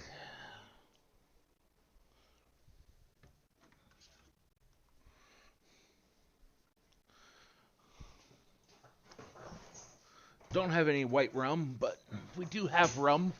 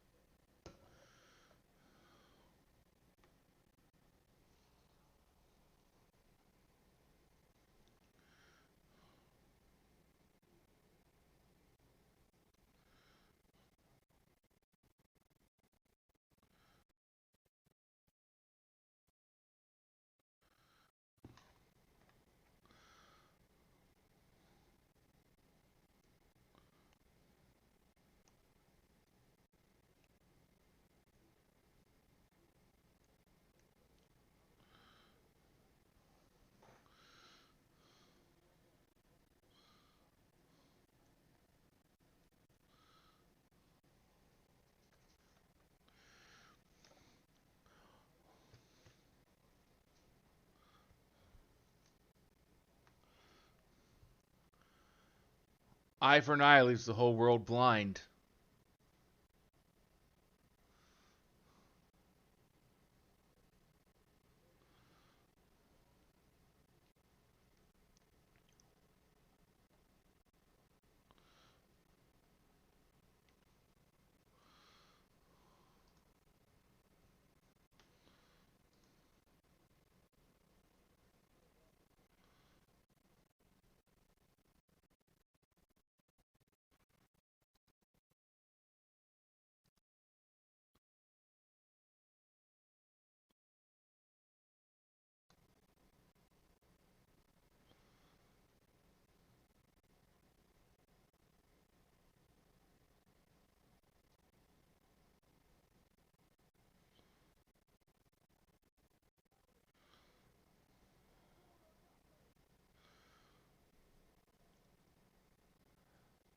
There, there is still a lot of space between you and.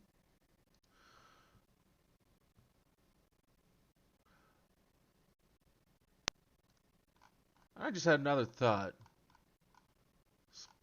Speaking of some things, now that I'm thinking about it, I was just reminded about Panzer Dragoon and the. Didn't they remake that here recently, or we're going to remake that?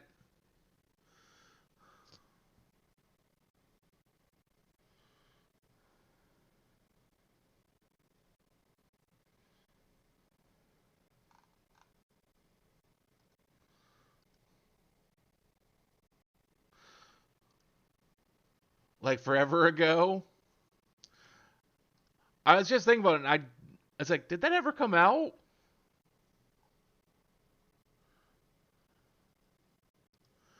I'll have to add that to my wish list of things I need to get.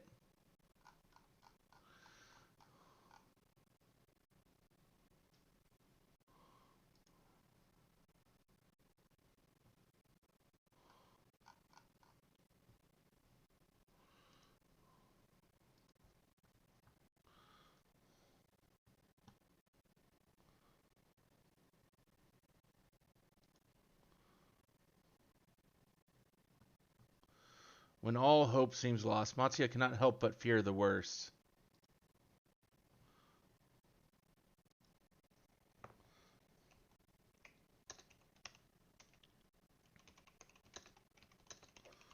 If Mevan fled deeper into the jungle, she and her child are in grave danger. Whatever are we to do? Gods have mercy.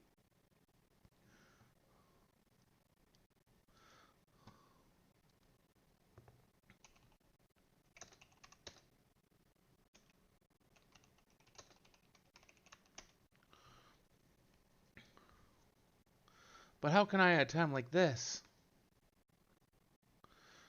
Release date was September 25th of 2020. Uh, well, I did say I was very good at keeping up with things.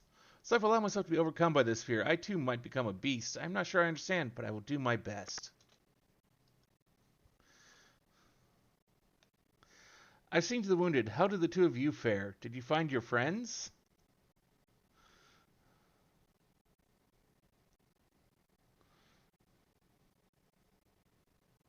So, I mean, I'm 2 years behind.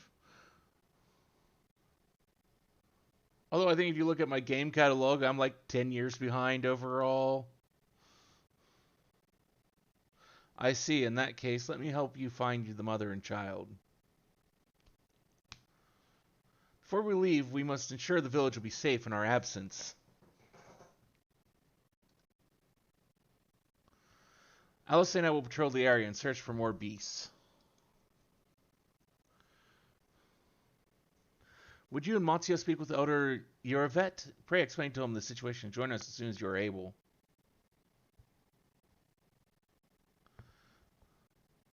We will save Maven and her child. We can do that much for Kirasov.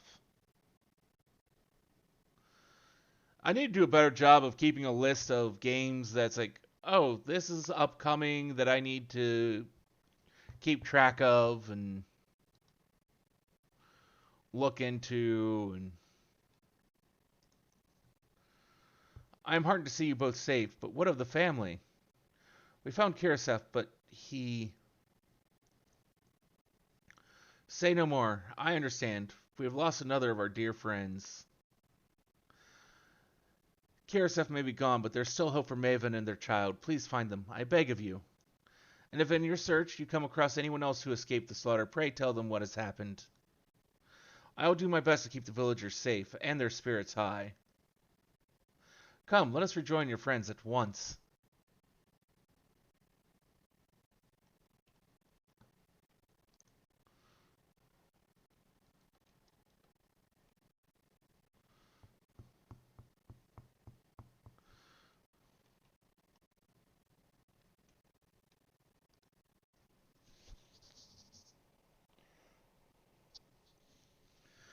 I'm pleased to report that the vicinity appears to be beast-free, no doubt thanks to your earlier efforts. And with that, let us resume our search for your friend and your child. Where should we begin, Matsuya? If we follow Sirata south, we will arrive at Perusa, a temple. It is a sacred place where people go to commune with the divinities. It's possible that Maven sought shelter there, and perhaps other villagers as well. Then settled, Matsuya. Stay close to me, alright? You two, take the lead. Keep an eye out for beasts and anyone in need of help. Very well, we'll make for Perusa as quickly as we're able. With me.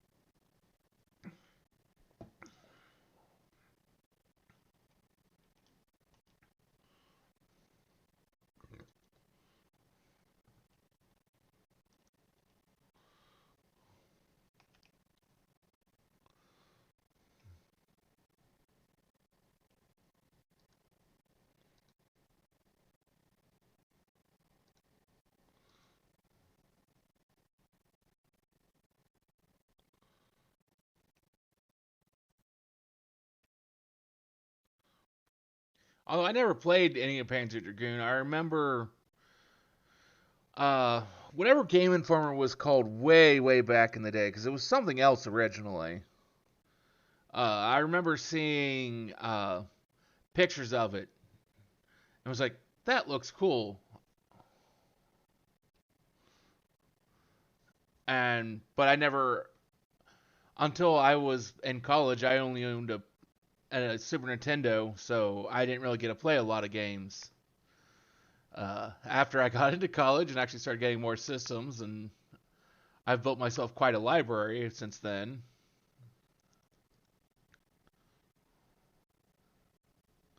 Thank you. I thought I was done for. Maven, she's a friend of mine too, but I have not seen her.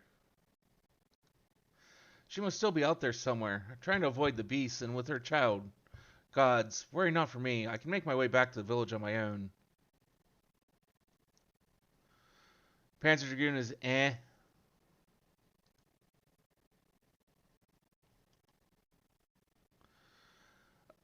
Well, I mean, looking back at it, a lot of those RPGs from back in the day just don't seem to hold up.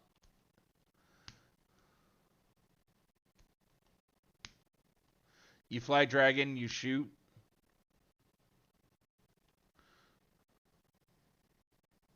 It's not an RPG? I thought it was an RPG.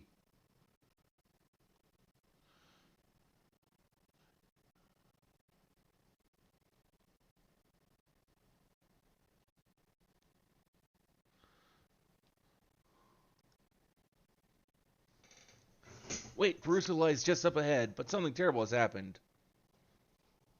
Panzer Dragoon Saga was, but it didn't get remake. Ah! The beasts have come, many have already been killed. Alphen and Odyssey have gone to do what they can, but there are so many more than I could count. You must be ready.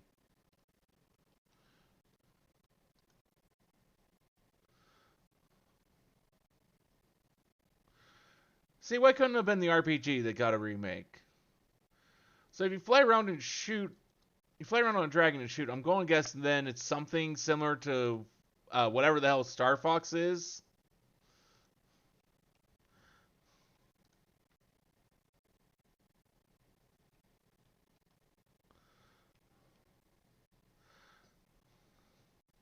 I think I own Star Fox 64, but I've never played a Star Fox game.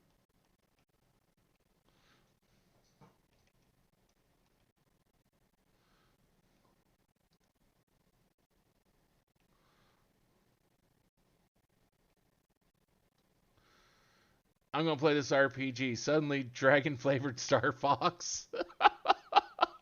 Yeah, I was like, what the fuck is this?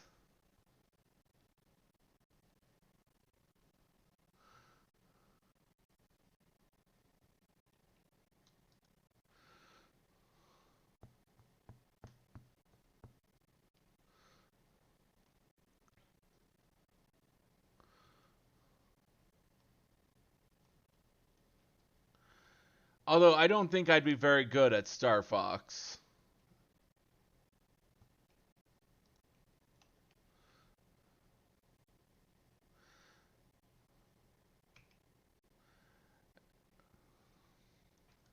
And all I can say on that is basically because I am usually pretty bad about the little mini game that you have in Kingdom Hearts where you fly between the places and use the gummy ship. I'm actually pretty bad at that, so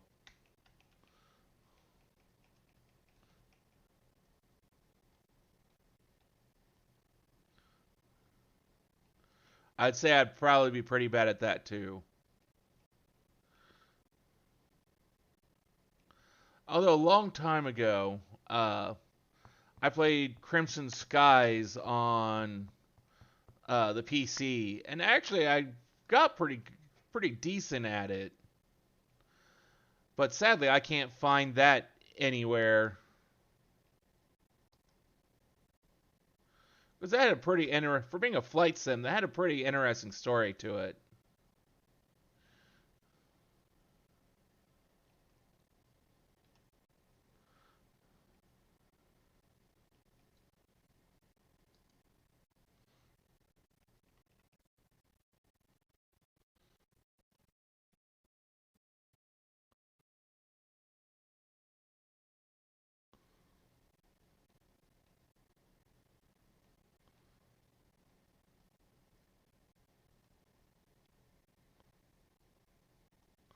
Need to figure out what game to play now that XC2 is out of the way. That can always be a fairly difficult one, a difficult thing to figure out. There you are. How fare the others?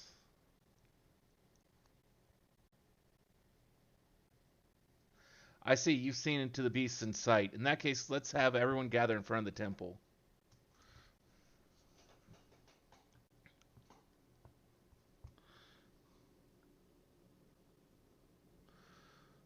That is an incredibly understandable thing to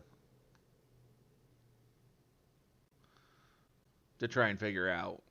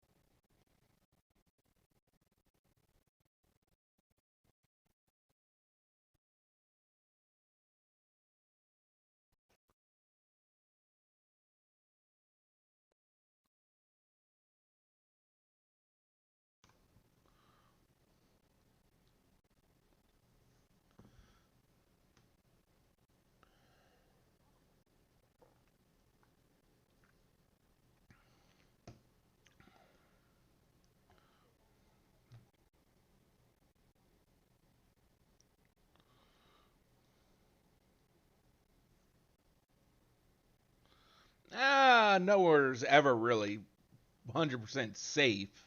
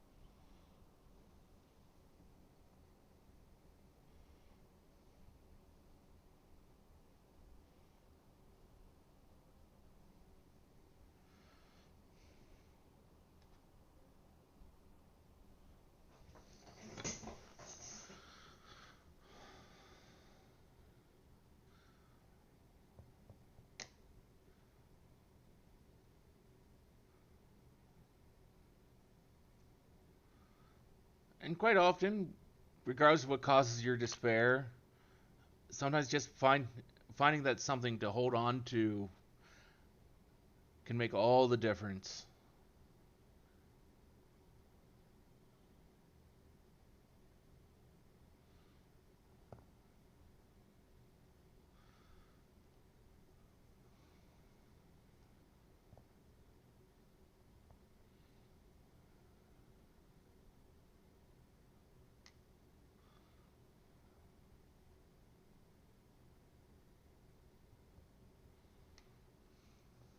We'll keep looking.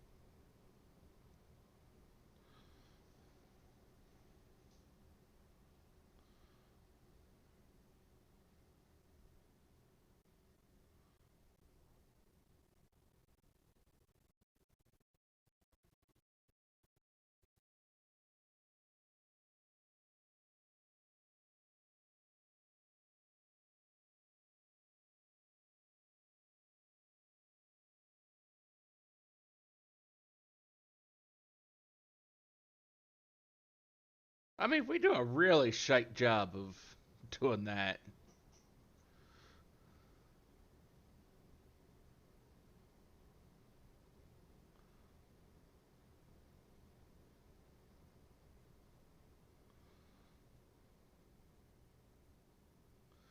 Well, then why not just make yourself useful and go kill the damn beasts? Why do I have to go do it?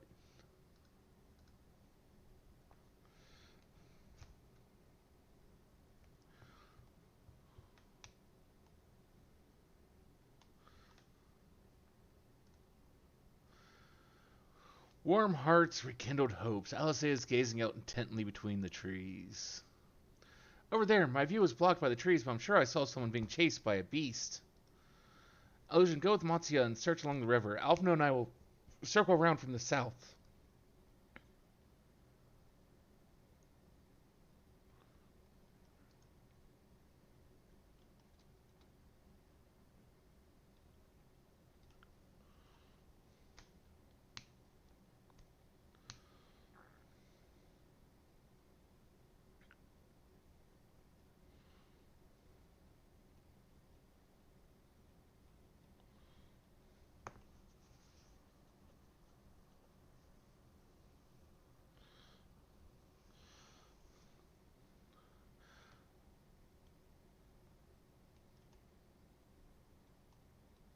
But I mean, usually anymore, what I do to figure out what game I'm going to play next is just like I figure out what's like the top 5 games that I'm most in the mood for doing and flip a coin.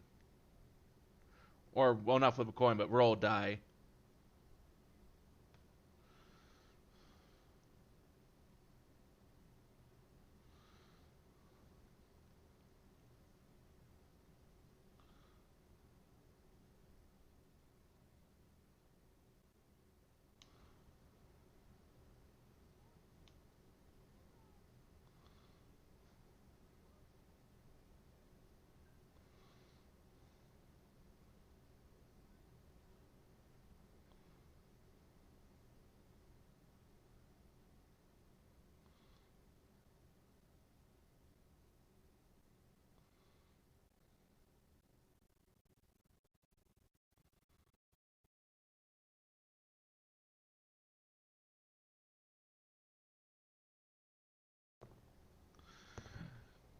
Oh,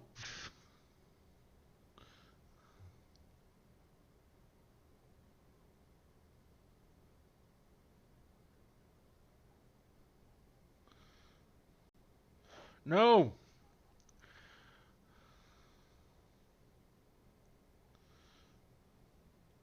Yeah, we gotta save the woman and her kid. Can't let them drown. That's a horrible way to go. Alice and Elfno, you're useless.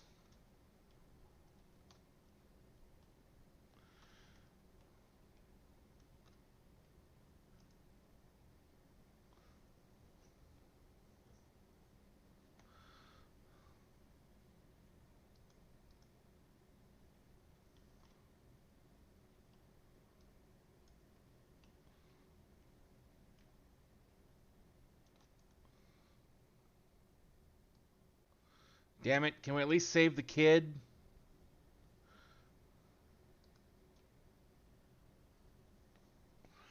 Please tell me we can at least save the kid.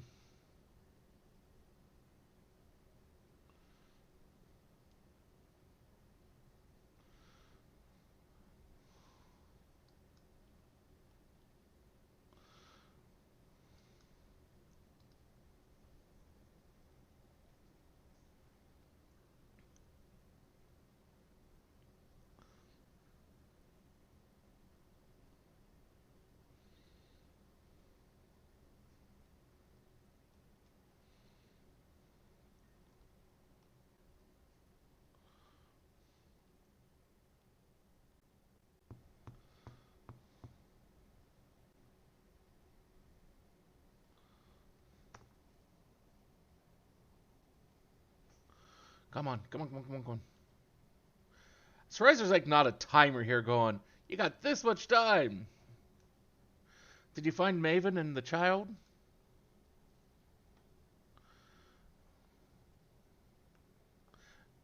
Damn it all. You have the child, let me see her. Alvno, make yourself useful for once.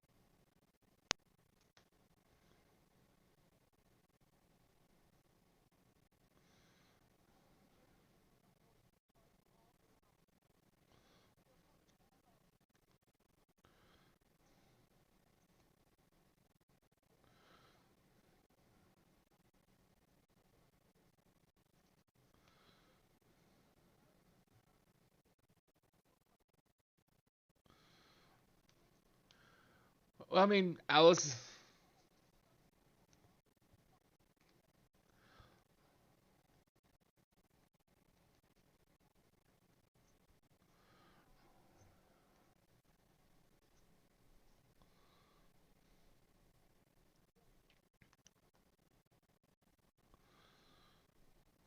Better.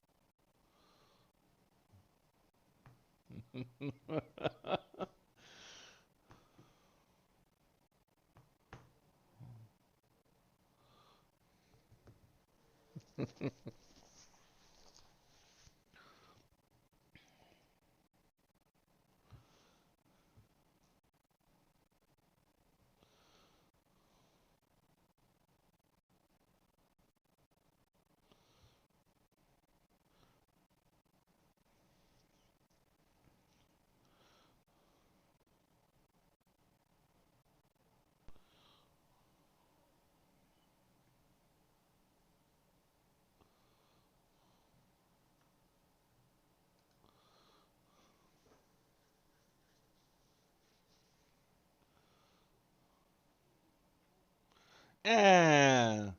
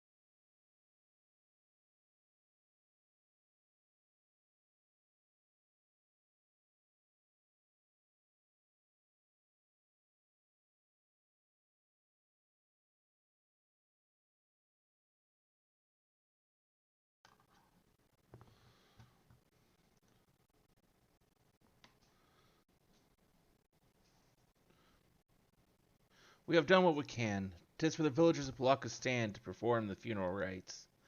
If nothing else, Maven and Grasshoff died as they lived, as themselves and not as beasts. Their souls will find peace in the ethereal sea. To think the day would come when even that smallest of solaces would be this comforting.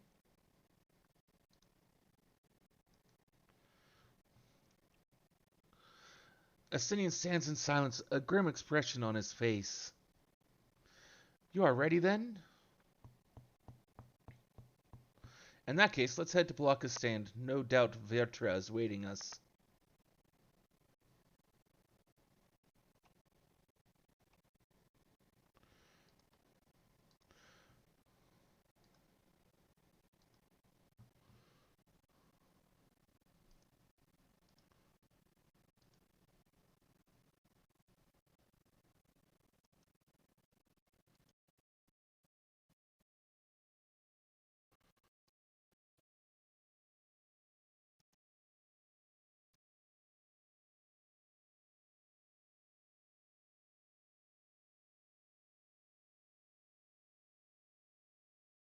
Let's see here.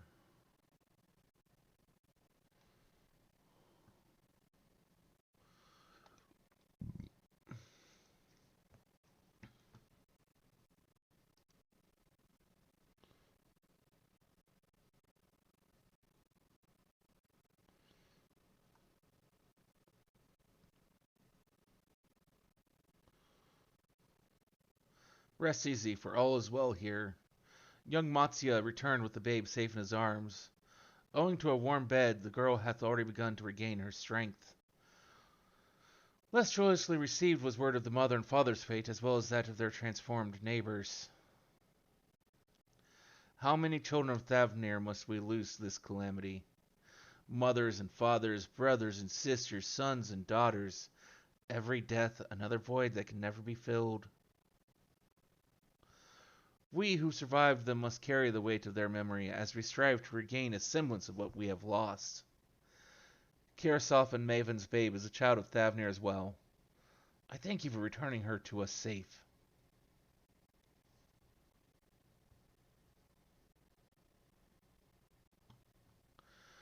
O most great and merciful worm, I have not the words to express my gratitude. They say that were it not for you, brave Matsya and the child would have been lost to us forever. Long had I heard rumors that my dragon had forged a pact of friendship with the satrap, but never would I have expected such a kind and gentle soul. Truth in part, but not in whole.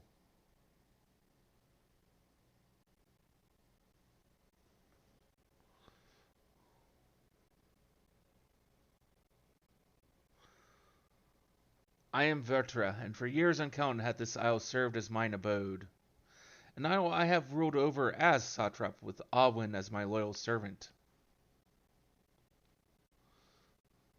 Are my ears to be believed? You were the true satrap all along?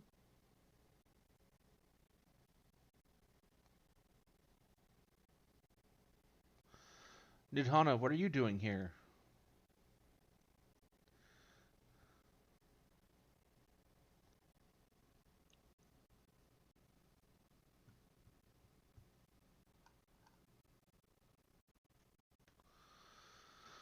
I heard from the Radiant that you had gone to help the people of Palaka stand in their time of need. And so I and several of my colleagues from the Great Work came to offer our services. The alchemists have already brewed up some potions for Maven's daughter. But not for... But enough about us. You and your role are the far greater enigma. If you were the true satrap all along, could it be that young Varshan was created to serve as your emissary? Thou didst suspect the boy was but a simulacrum. A rumor has circulated for many years around the High Crucible that our most skilled alchemists were once commissioned by the satrap's family in secret to fashion a mammoth indistinguishable from a living boy. Looking at Varshan with that knowledge, I simply put two and two together. I was not alone in drawing this conclusion, but like me, they no doubt recognized that the satrap was using the simulacrum to work more closely with his people, and decided not to press the issue. I had always assumed one of Alwyn's associates was manipulating it from afar, though the truth is indeed far more surprising. It is an honor to meet you in the flesh, Master Vitra. Pray allow me to express my gratitude. If you had not believed in and given unto us your scales, I do not know where we would be. Thank you from the bottom of my heart. 'Twas thou and thy fellow alchemists who fashioned the means to unmake the towers. You were the saviors not only of Radzat Han, but the star. Far too kind you are, Master Virtra. But the star yet wants for salvation. Once more will my colleagues and I commit the knowledge and resources at our disposal to the mission of aiding the people in this, their darkest hour. 'Twould seem this place is in good hands. I would return to see how Radzat Han fares. What will you do, scions? I worry for the survivors we met at Parusa. Shall we pay them a visit before making our way back? In that case, might I ask you a favor? Nothing too burdensome, I promise. This way.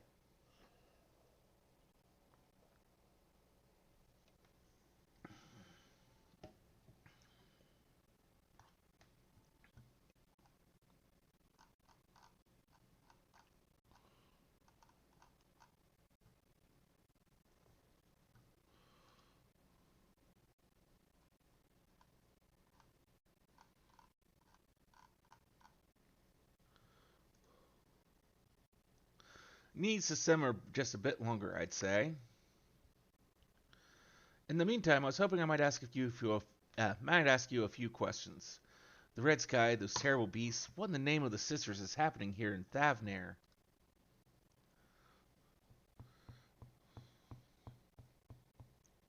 Oh my, that's rather a lot to take in. It would seem the situation is even more grave than we suspected. Thank you, friend. My colleagues and I will use your knowledge to see if it can further our own research. And with that, here we are. A pot of piping hot chai, brewed from my own secret recipe of spices and tea leaves, together with hearty helpings of rich milk and purest sugar. I made enough for everyone in the village. Might I trouble you to deliver a few cups? The drink has medicinal properties, then? Not in the least. The ingredients are quite ordinary. It's also very tasty, though, and has a way of lifting the spirits. The spicy aroma and distinctive sweetness of chai is a simple and everyday pleasure on our island. Sometimes the best medicine is the simplest. Of lovely sentiments, Nidhana. By all means, allow us to assist.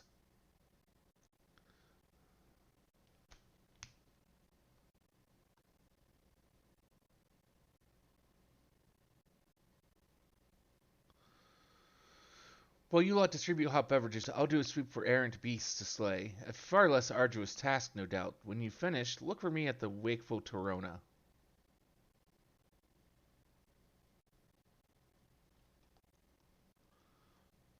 So now we gotta play delivery guy, and find villagers in need of tea.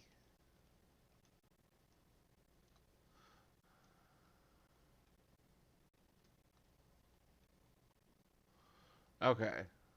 So I saw one over there. There's one there.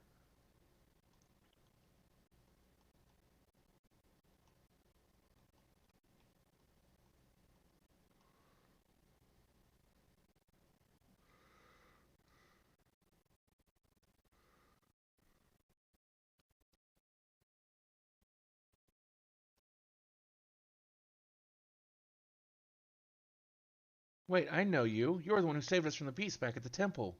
If we're not for you, well, let's not even think about that. Times like this, we mustn't dwell on what might have been, but look to the future. But what future awaits us? How can Razat Han hope to recover from this? Most of my friends are gone, and I don't know where to turn.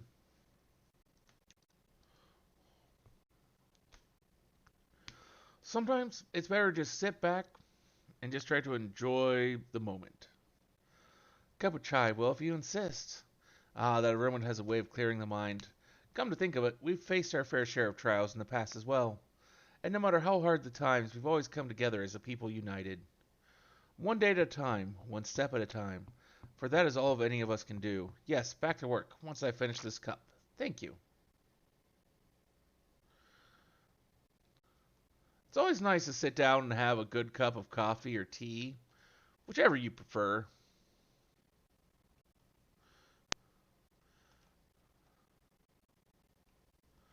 I have no issue going back and forth between the two beverages. Although, unlike coffee and hot chocolate, coffee and tea do not mix. Though I've seen some really interesting ways of turning tea into an alcoholic beverage. I'm sorry, I just want to be left alone. My best friends and we fled the village together. One of the beasts took him, and it was all I could do to run. All the while, I could hear this monstrous voice screaming my name.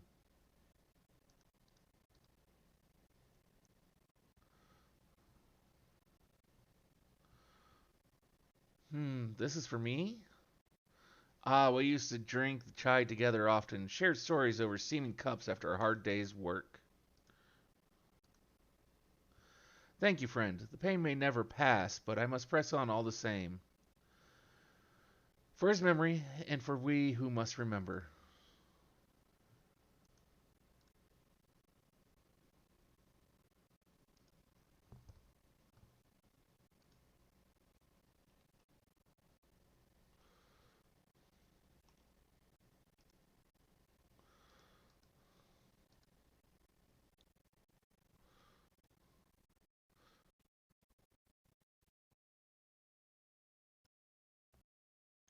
Look at them all, lazing about, knowing full well the beast might strike again at any moment.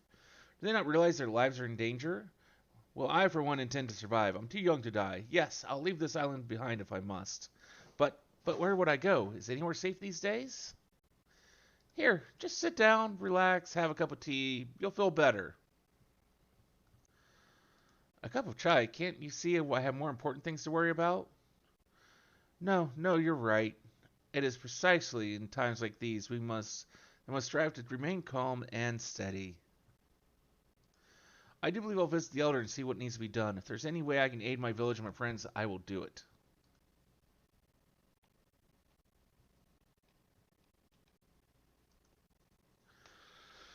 Thank you for delivering the chai. Did it help to lift the villagers' spirits?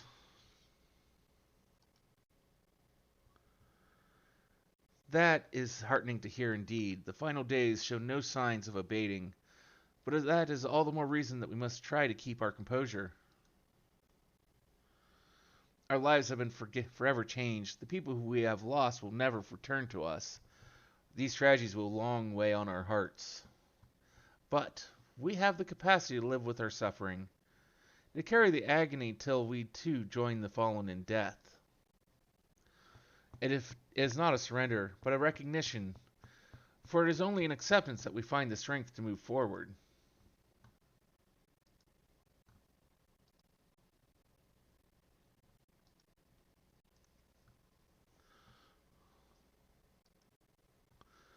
As you have finished your deliveries, might I talk with you for a moment? I was curious to know what has be, well, what has become of Maven and Kirsof's remains. Oh, thank you, friend. Surely they will be able to rest peacefully by each other's side. I and the people of Palaka's stand will perform the rites as soon as we are able. As for the child, it will not be easy for her, growing up without her parents, but I promise to do what I can. Once she is able to eat solid food, the fish I catch will help nourish her.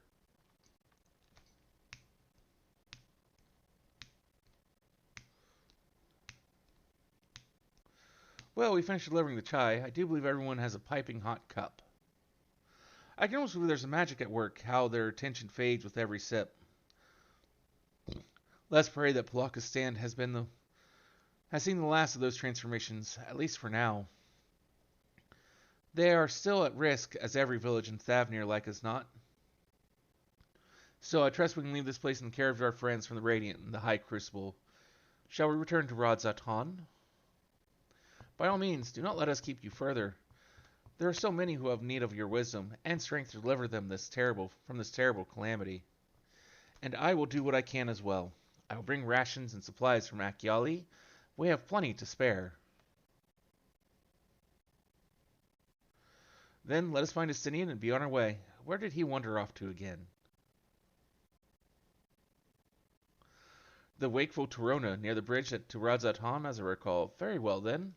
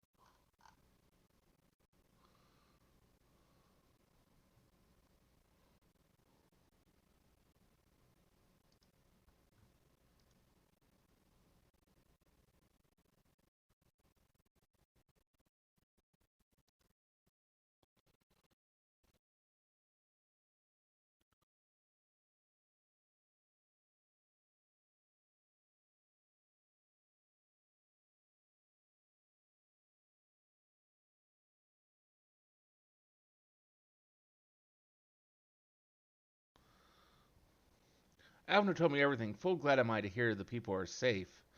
Likewise, you will be pleased to know I found no evidence of lingering beasts in the jungle and ruins. 'Twould seem you finished off the last of them. Trying times yet lie ahead for the people of Thavnir. Fortunately, they have a wise and benevolent satrap to shepherd them through. Speaking of which, I received word from Thancred a short while ago. He awaits our return to the city on Alsdal's path. Come.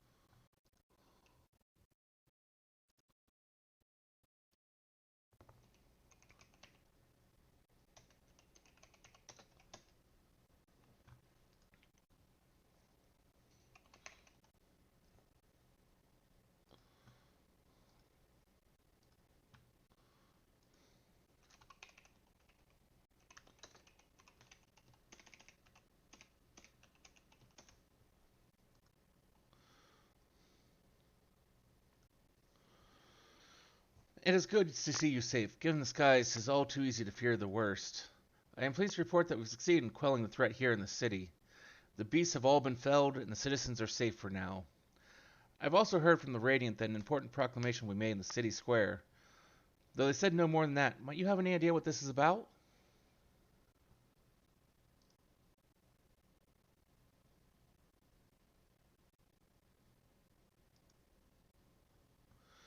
So Viertra is finally coming out from behind the curtain. I suppose we too should hear what he has to say.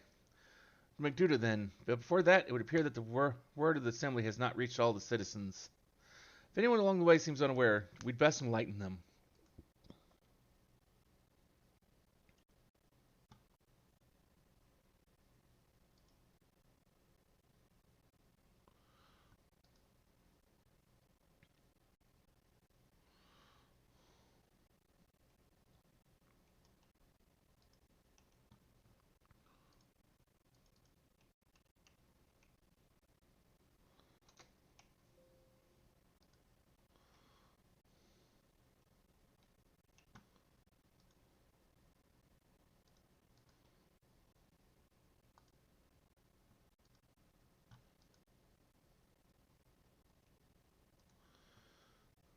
Are the beasts all gone? I've been hiding them, too scared to go out and walk.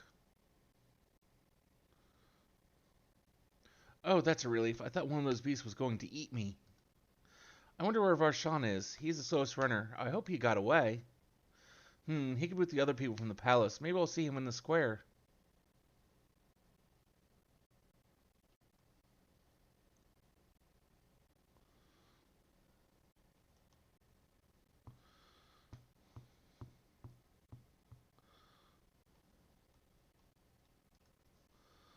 Leave me be, please. I swear to you, my flesh tastes absolutely terrible.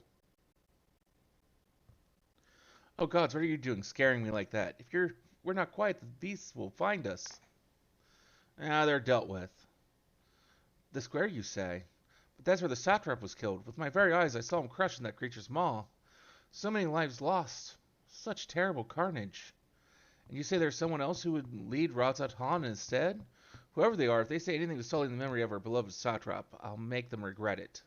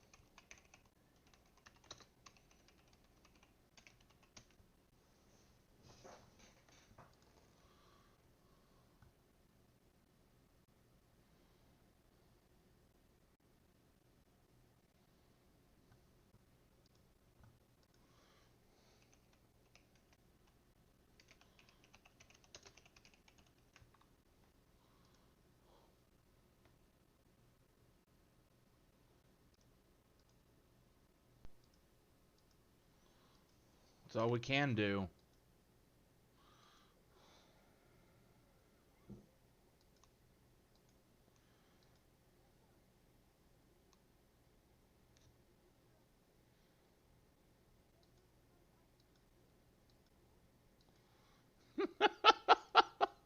No.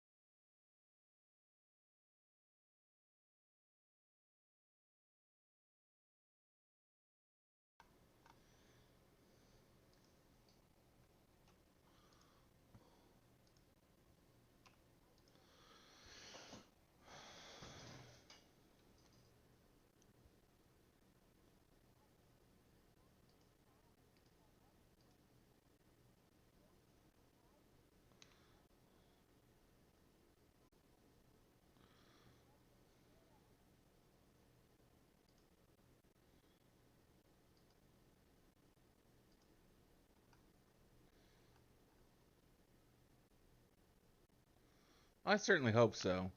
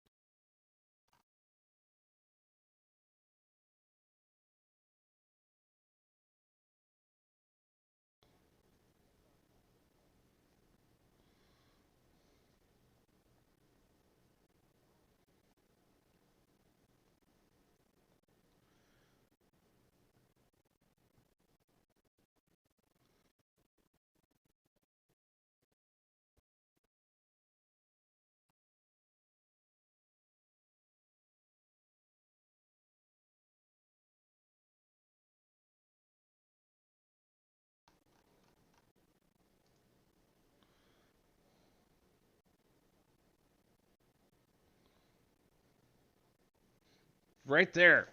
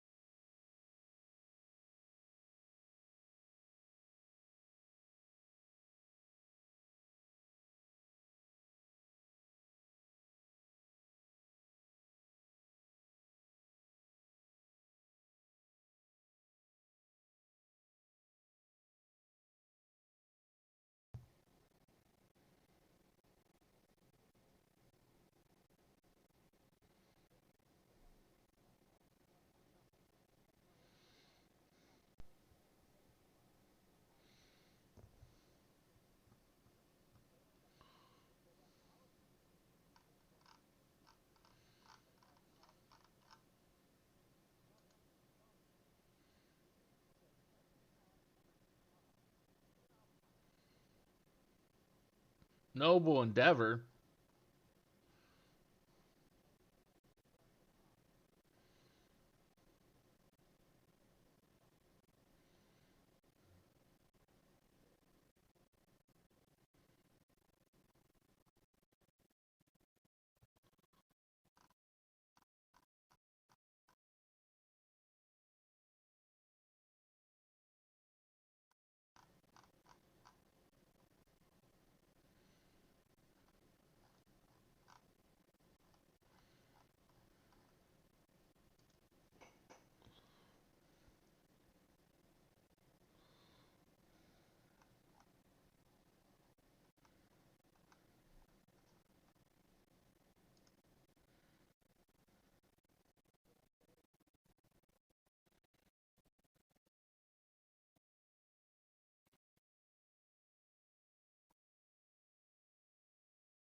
You don't know shit.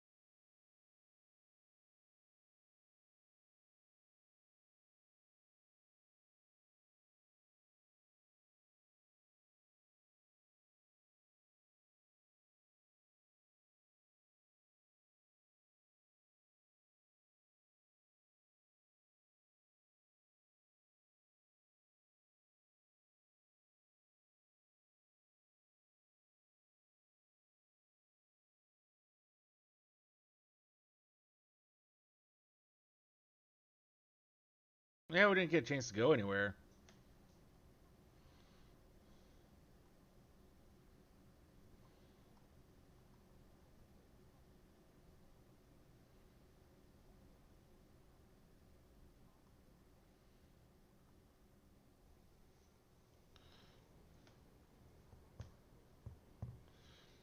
Good question.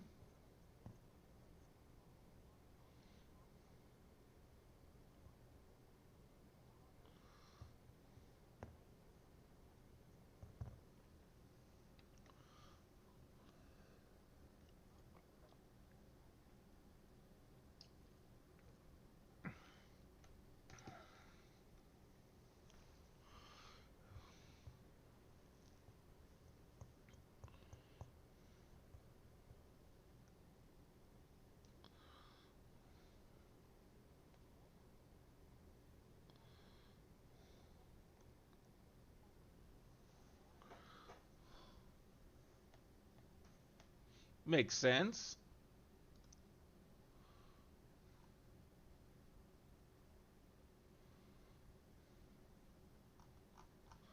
Oh, fuck.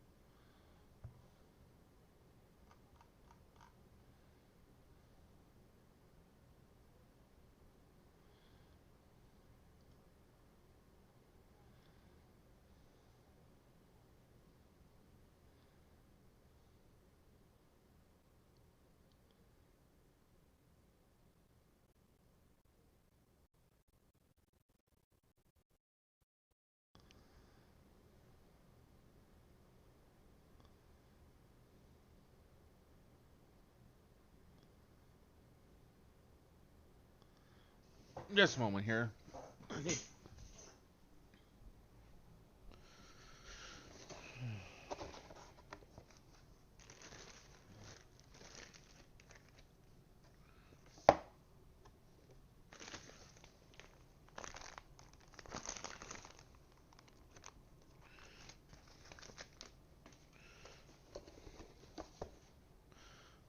Okay. Thank you for holding.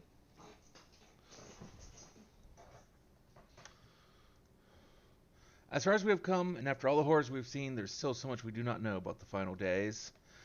Could it be, as Nidhana said, that the cause of this phenomena is beyond our comprehension? And if so, are we powerless to forestall it?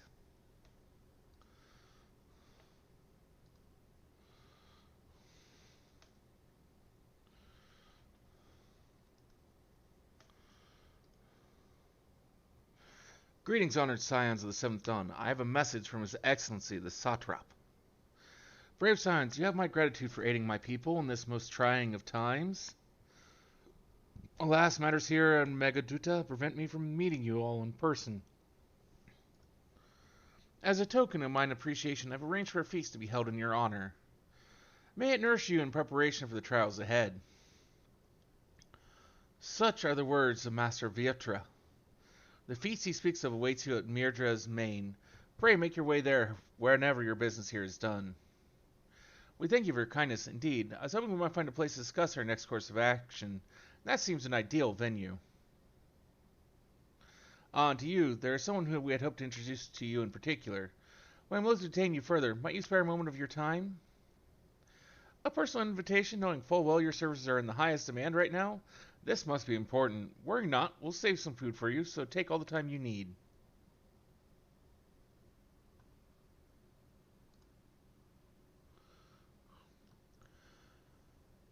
Thank you, friend. Whenever you are ready, please join me in the Aetheryte Plaza. I shall go on ahead.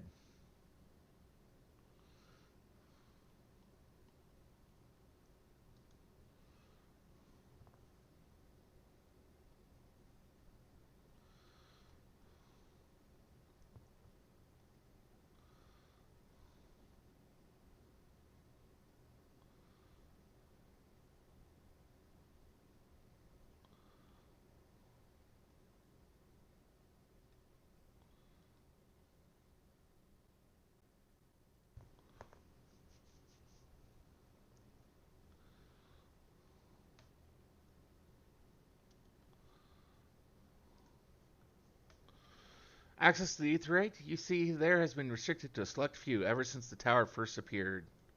We sincerely apologize for the inconvenience, but it's deemed too dangerous to permit the free movement of our visitors at a time of emergency, a risk we could not take. In light of recent developments, however, the satraps decided that such restrictions would only hinder our efforts to combat the final days. As such, I would encourage you to attune with the Aetheryte before proceeding along the corridor.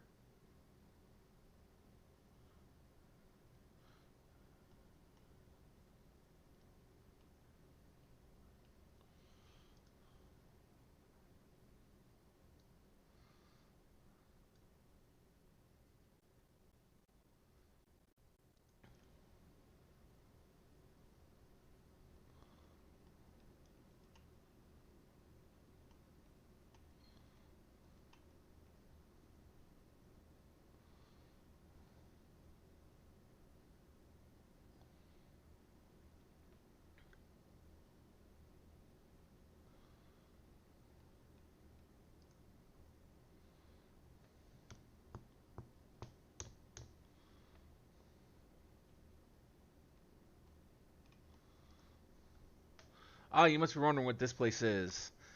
You stand in the Hall of the Radiant Host, from where our leadership oversees all of Radzat Han's military operations. Sundrop, our destination, lies just ahead.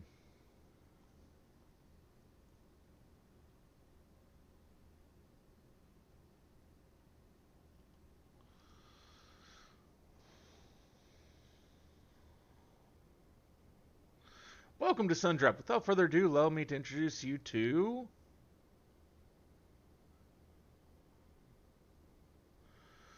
So you're the famous Illusion Fox. And I knew it was... Knew at the moment you stepped through that door. You're the one of... Look of one who's walked through hell. Sherbot, please, you are speaking to the Satrap's honored guest and a savior of our people. Can you not show a modicum of respect? What disrespect is there in paying a fellow warrior a compliment? We're all friends here, or will be soon enough. More formally, then, for the moment of benefit of my countrymen, it is a pleasure to have you with us. O great champion of Eorzea, scion of the seventh dawn, warrior of light, and all-around good egg, I'm sure.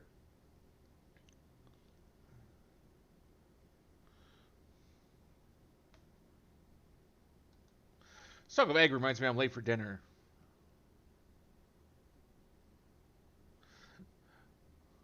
After my own heart, I like that. Don't you worry, I'll keep it short. There's just a thing or two we'd like you to remember. First of all, about the room you're standing in now.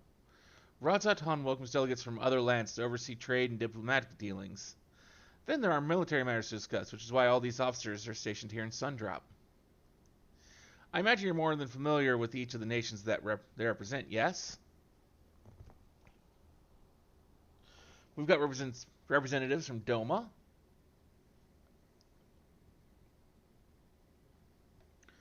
Ulda and Alamigo,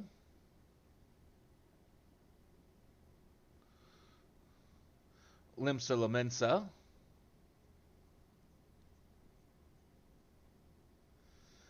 Gradania, and last but never let it be said least, Ishgard. They're the eyes, ears, and mouths that bridge the distance between Radzat Han and their respective homelands. We've used this brief respite to share the details of our plight with our overseas counterparts. And wouldn't you know it, all of their leaders request a few words from you specifically. You're a person in high demand, eh? And so, would you mind regaling us with your own account? Indulge us before you indulge yourself.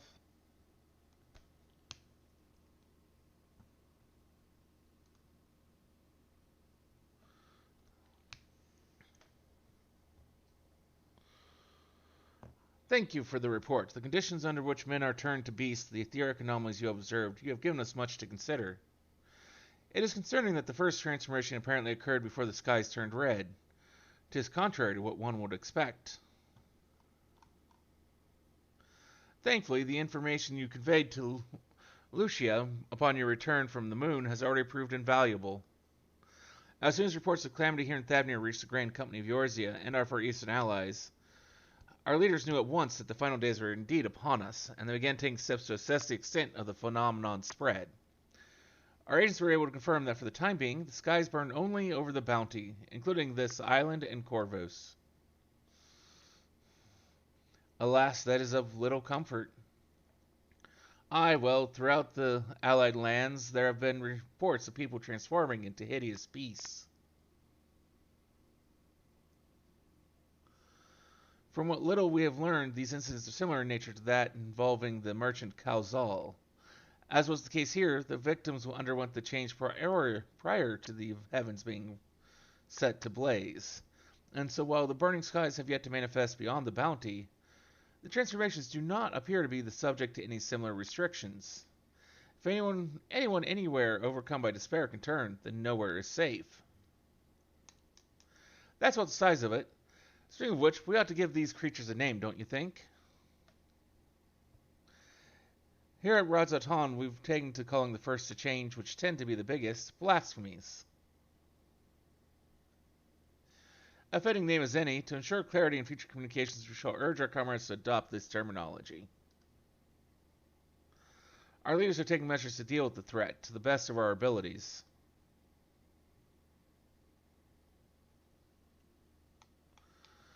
Aye, each nation has assembled their own groups of elite soldiers to put down these so-called blasphemies, and their spawn as and when they appear.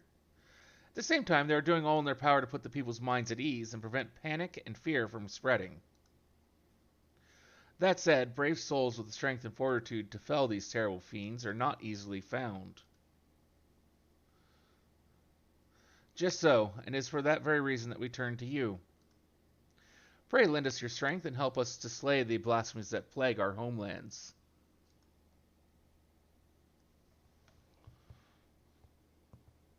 Now, you don't have to give your reply before dinner.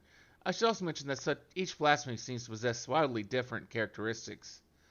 What works well against one may serve you poorly against another. So before you go rushing off, to save everyone's day, have a word with the delegates. They'll tell you what to expect.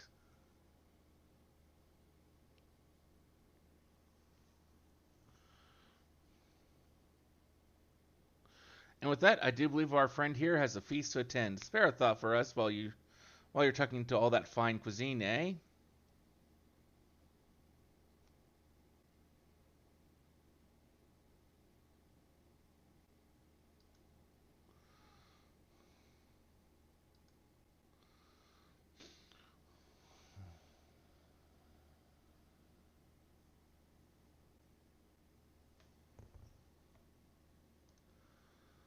Pray forgive Sherbot her rudeness. She can be a bit boisterous at times, but it is simply her nature.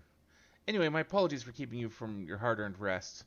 You'll be rejoining your companions, yes? Do you know the way to the main?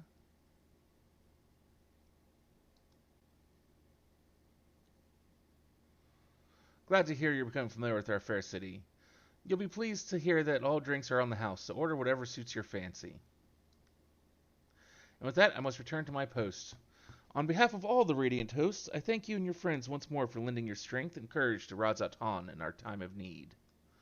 We shall endeavor to fight the good fight to the end, that we may honor Alwyn's legacy and serve Master Vitra well. You have my word that your efforts will not be in vain.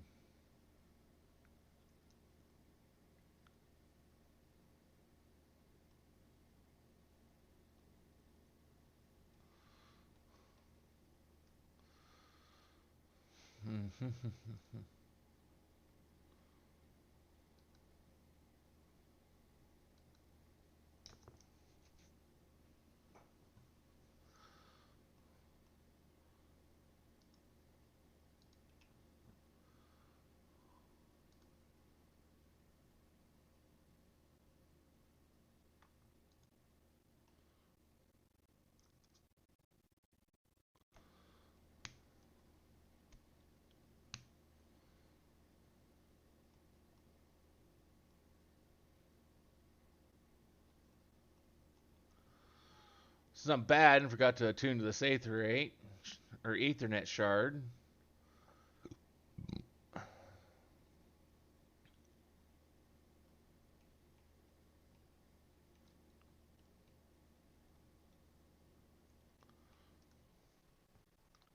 Welcome. When the Satrap asked us to entertain a party of honored guests, I was wondering who it might be.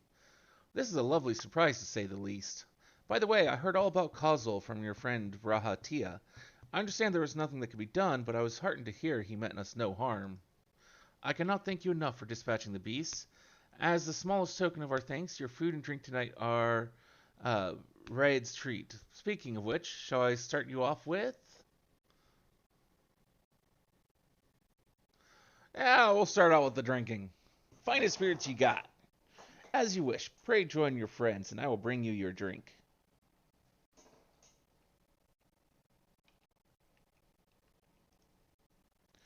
Longback, whatever did the Radiant want with you, pray tell? Oh, our allies have sent military delegates. That's news to me. Mind sharing the details?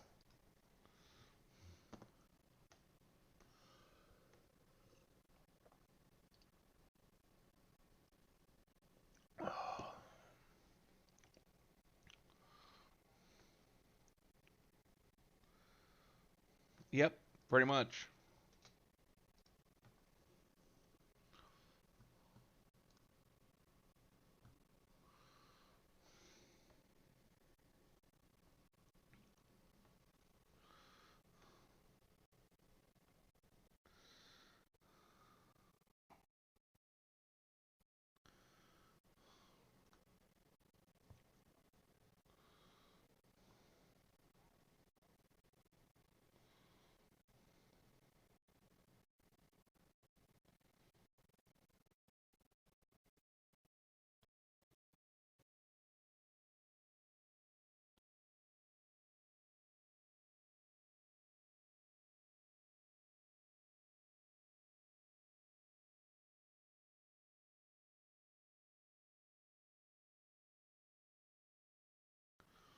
That looks yummy.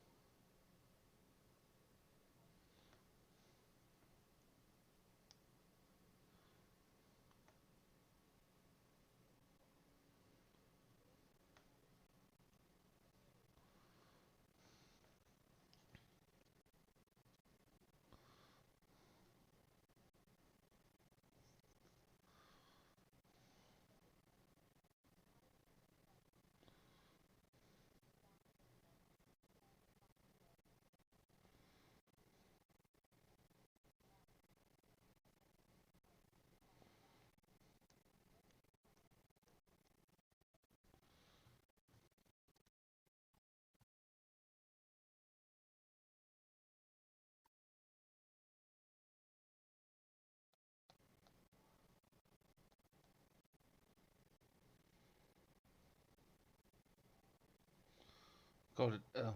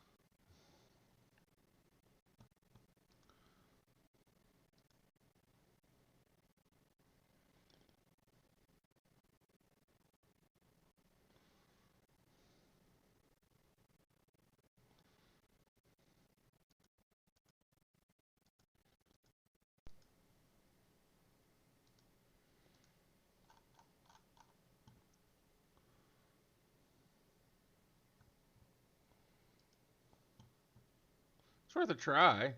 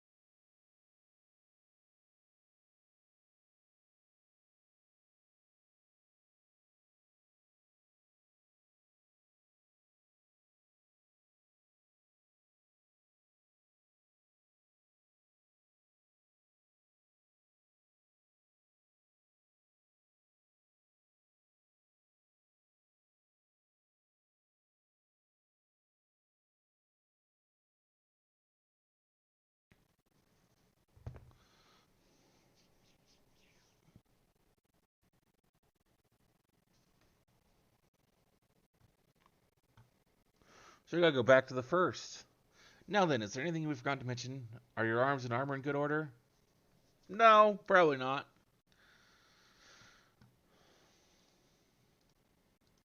In that case, it's time we reach attend to our task, and when you arrive in the first, give my regards to Rain. Tell her I miss her.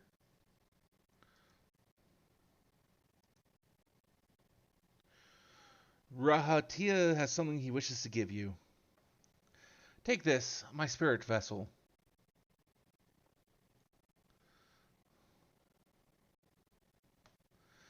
Empty now, of course, but it should allow you to operate the tower's systems in the umbilicus.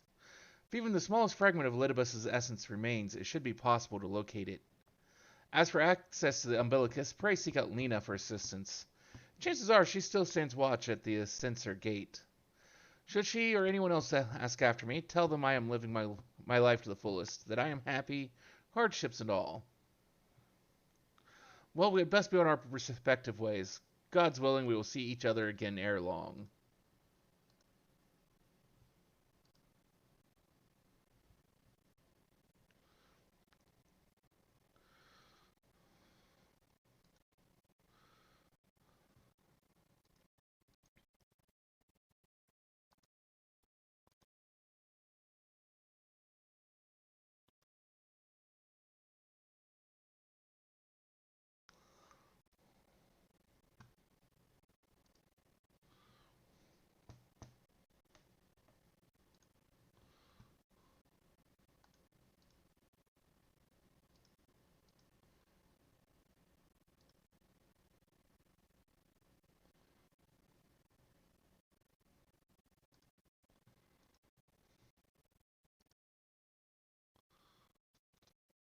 Nope, I still haven't unlocked flying here.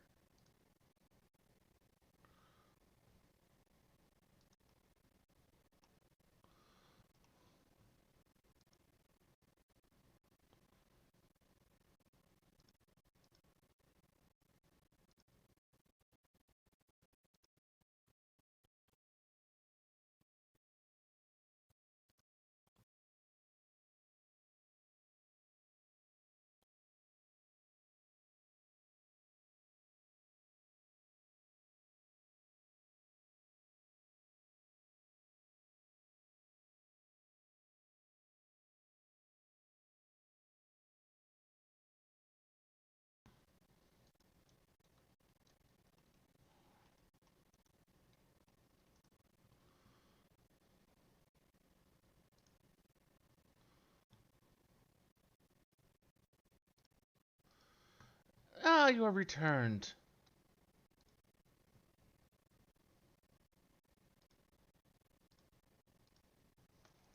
Have you been well, you and the others?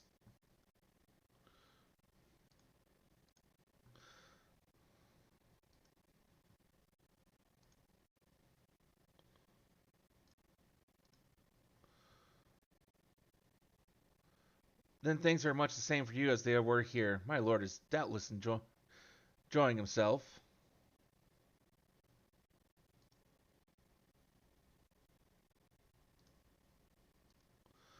He said this to you? These exact words? Oh, to know that he is happy, it fills my heart with joy. Thank you for taking care of him.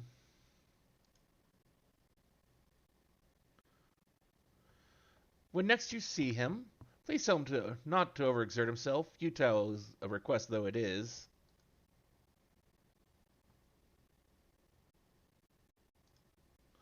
And tell him that all is well here. The peace you gifted us continues, and we work hard to build new lives for ourselves. In the course of this, we occasionally bicker, but we've never been more optimistic for the morrow.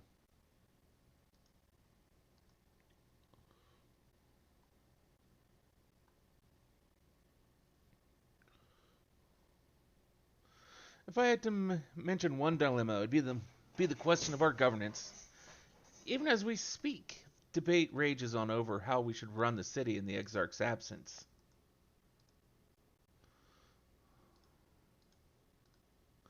Most are of mind that the settlement council should continue to oversee the general running of the Castellarium, where representatives are elected to determine policy and handle diplomacy. Thus far, nothing is set in stone, but however we choose to proceed, we will not replace our Lord. No one could.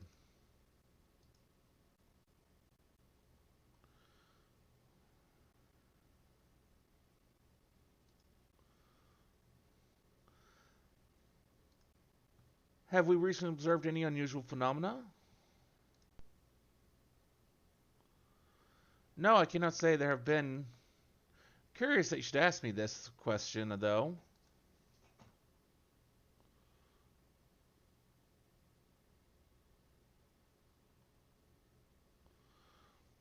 Some days ago, Reen came and asked the very same. She is rather unsettled, in stark contrast to how cheerful she has been of late.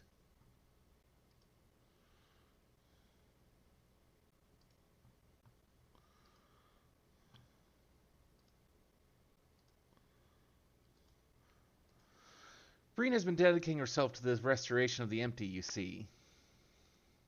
Though it will take many long years, the goal seems to have given her a newfound sense of purpose and fulfillment.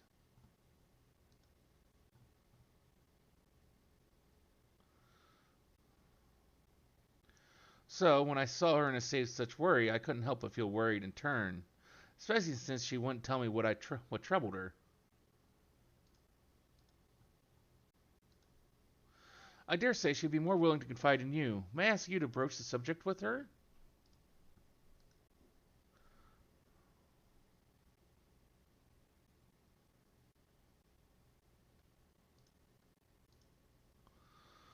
You wish to enter the umbilicus? Very well, I shall fetch the key at once and take the opportunity to find Reen. Please wait for me in the city, in front of the cabinet of curiosities. Shall we say I'll be along as soon as I can?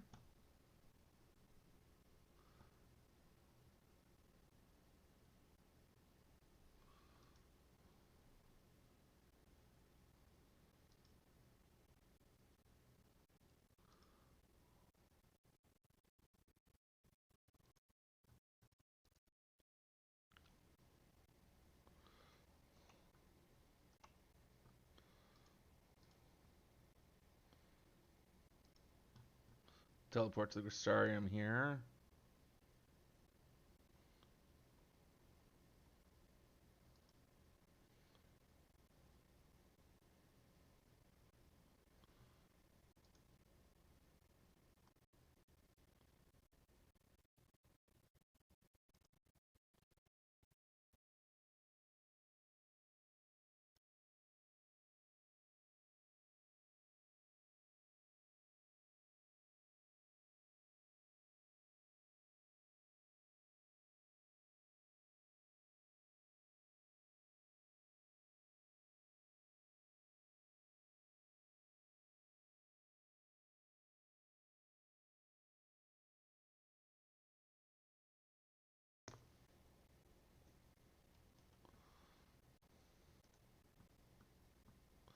The following event cannot be skipped. You may wish to cancel any pending duty finder registrations.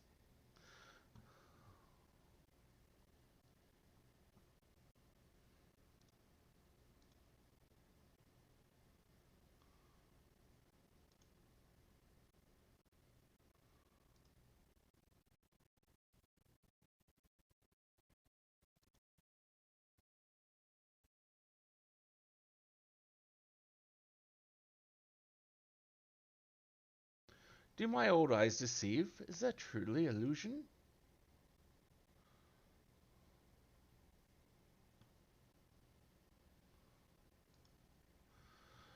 Ah, it is full glad am I to see you hale and whole, my friend. What a wonderful surprise it is to have you back with us. And at this moment, most opportune time.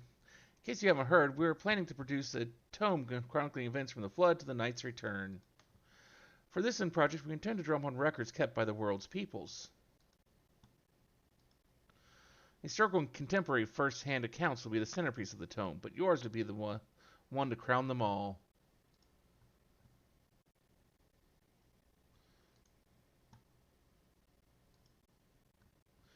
I've been asked to contribute a chapter on the soul, a subject that is key to understanding much of your endeavors. In the course of developing the spirit vessel, I gained valuable insights into travel beyond the rift, knowledge that will allow me to attest to your existence and deeds.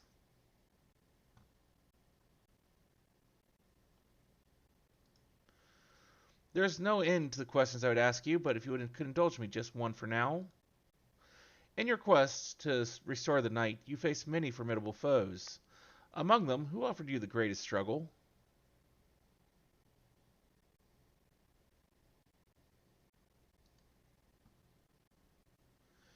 Ah, yes, Hades, he who sought to resurrect his ancient brethren. He was the final obstacle in your quest to restore the night. Your battle in the depths of the tempest, the stuff of epics. Yet, compelling as it is, I worry that mere words wouldn't do justice to that fateful confrontation. Not we would want to think to admit it entirely, of course. No, at the very least we will impress upon readers that it was the climax of your hero's journey. I know you'd love to talk your ear off, Morin, but we really should be on our way. Those documents from Yulmore won't collect themselves. Oh, of course, of course. And afterwards, would you care to join me for tea? I was hoping you might clarify a few points in your treatise. Till next time, then, do tell the others to look after themselves.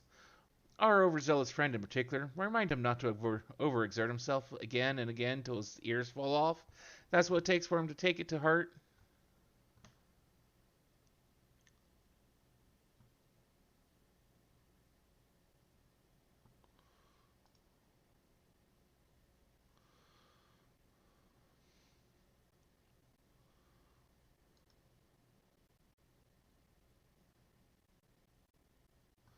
Is that the Warrior of Darkness?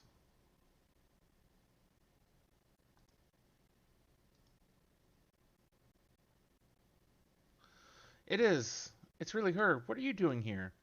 If you're going to battle, I can give you some medicine. I made it myself. Best not, Ricky. You'd only have give her a stomachache. We've come to see Morin to get his advice. One of the guard finally agreed to teach us how to fight, but first we need to choose a fighting style. Well, I know that I want to be a mage. Arkil isn't sure. Magic isn't really my thing, so I was thinking of taking up the axe, or the sword, or maybe the bow. They all seem alright, but it's hard to decide, so I thought I'd ask Morin. He knows about lots of things. He isn't here? Aww. Oh, why don't you have the Warrior of Light choose for you? What do you think suits Arkil best? Axe, sword, or bow?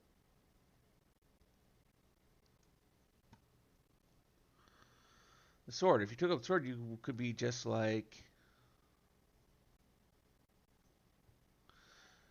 Brandon, the Warrior of Light. I love that tale. Let's borrow the book today.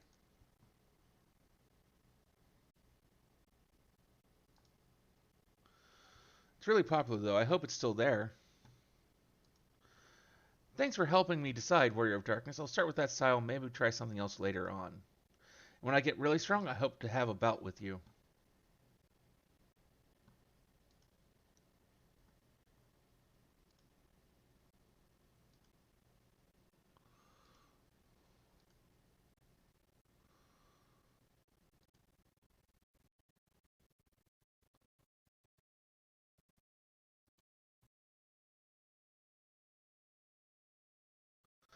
Such fans she's been having basking in the adoration of musty old bookworms and wide-eyed younglings.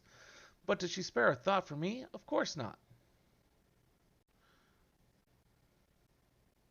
I waited and waited and waited, but she won't be so much as acknowledge the presence of her beautiful branch, even though they're right here. Such a heartless thing our sapling is, cold and cruel and heartless. Oh, I love her. She is just amazing. If only they did this voiceover.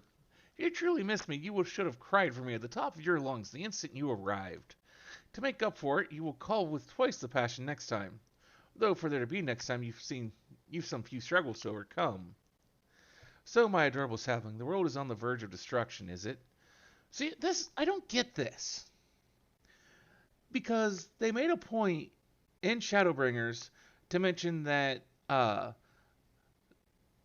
the fairies could take messages back and forth, items and such like that for you. So why couldn't she go visit you in the normal realm? So, my adorable sapling, the world is on the verge of destruction, is it? How do I know this? Joined as we are, spying on you is as simple as sliding down the back of a rainbow. What that could aid you in your quest, but the fate of we Fey folk is bound to that of the star. Whether it goes, so too do we follow. Such is our way. The most I can do for you is spare you the pain by gifting you the sweetest of eternal dreams. But if escape's not to your liking, then you must struggle with your fellow mortals.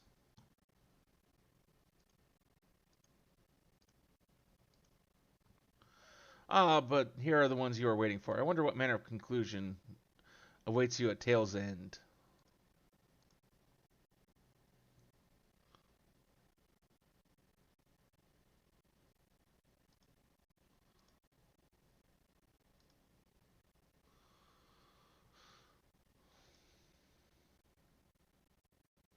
My apologies for the delay. It's so wonderful to see you again. You doubtless have much catching up to do, so I shall leave you to it. I've taken the liberty of unlocking the umbilicus, and you may enter at your leisure.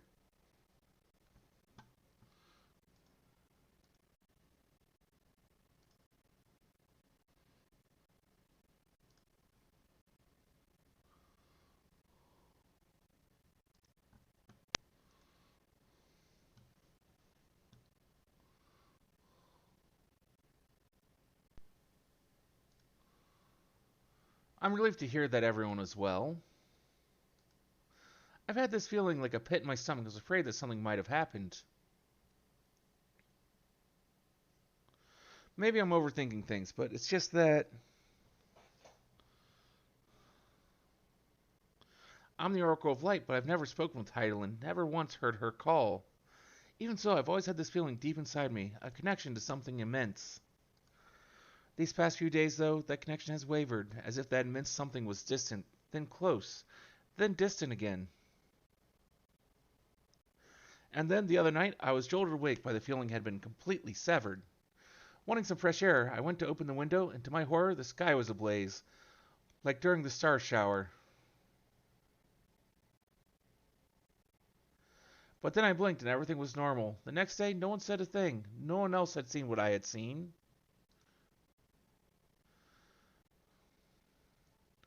As far as I could tell, nothing was out of the ordinary. I began to wonder if it was a figment of a half-remembered dream.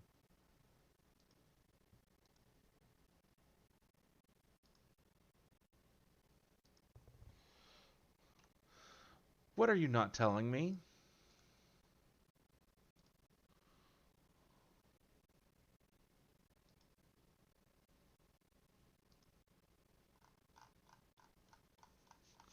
I have to know, please. It doesn't matter how terrible it is.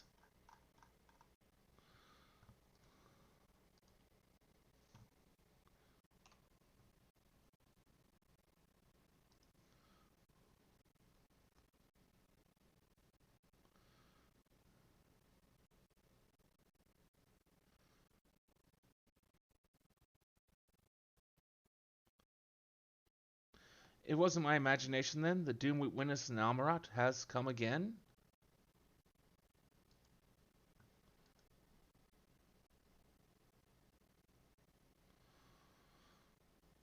I can't believe it.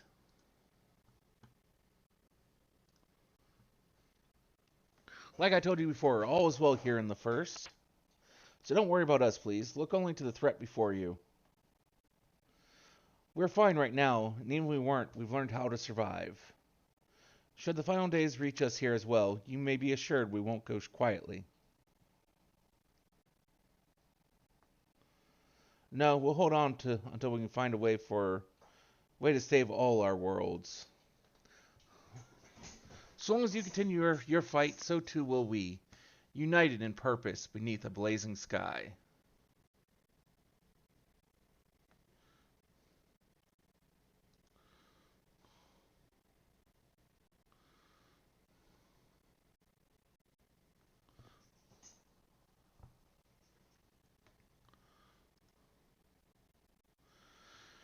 Reen wears a look of steely resolve. You're headed to the Umbilicus to consult with Elidibus, right? I'll do some consulting of my own and speak with Lena, decide how we might best prepare for the final days. So it's farewell for now, but we'll see each other again, I'm certain of it.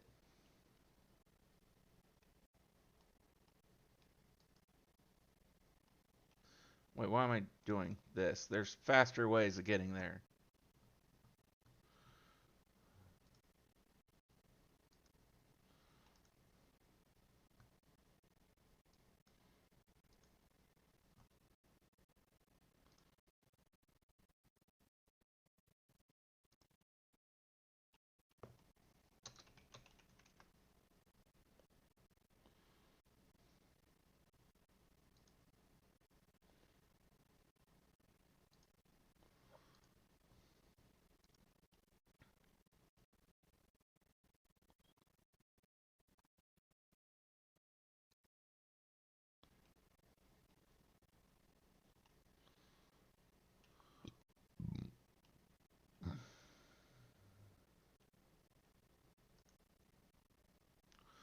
Ah, welcome back.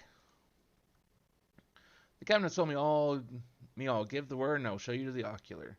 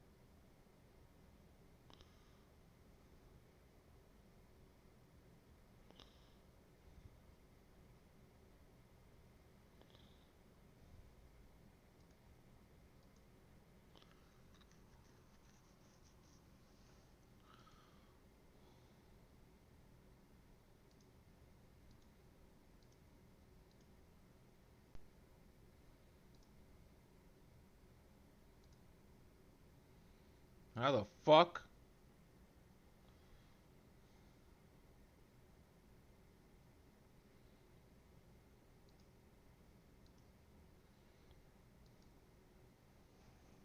What?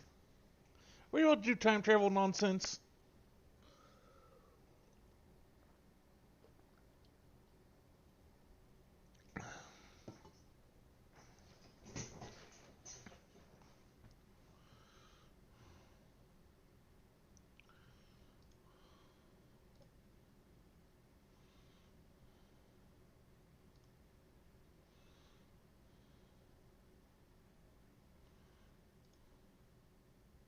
Yep.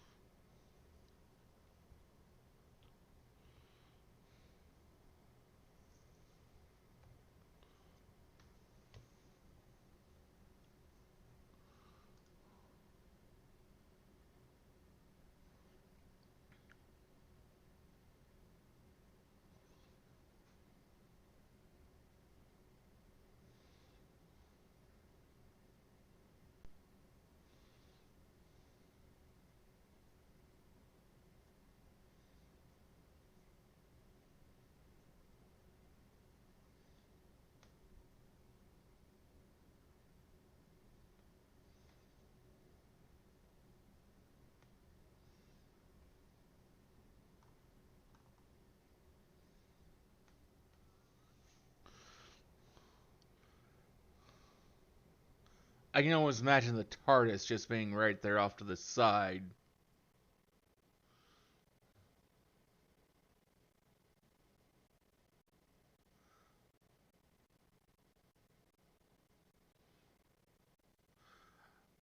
I'd play that music, but I fear that that would probably get me a copyright strike. So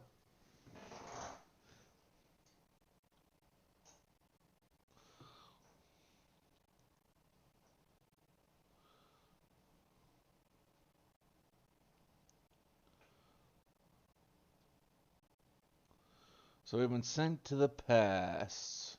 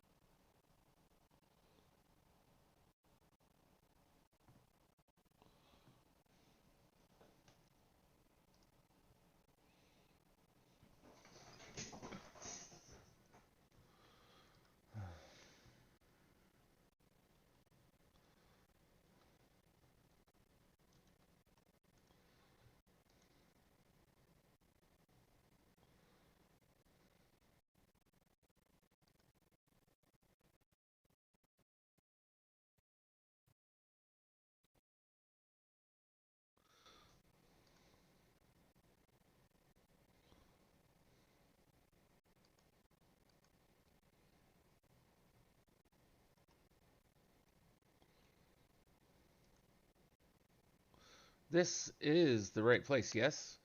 Brupleon?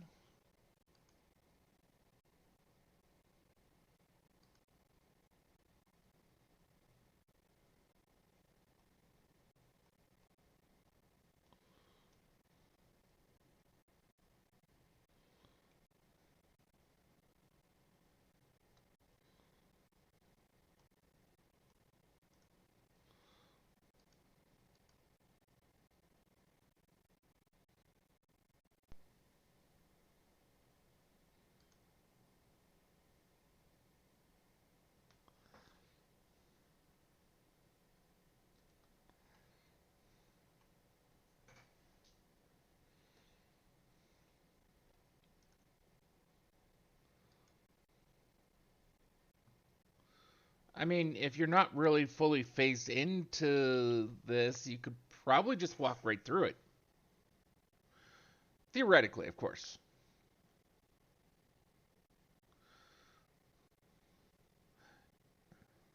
If not, you'd probably have to wait for someone to open it for you and then just.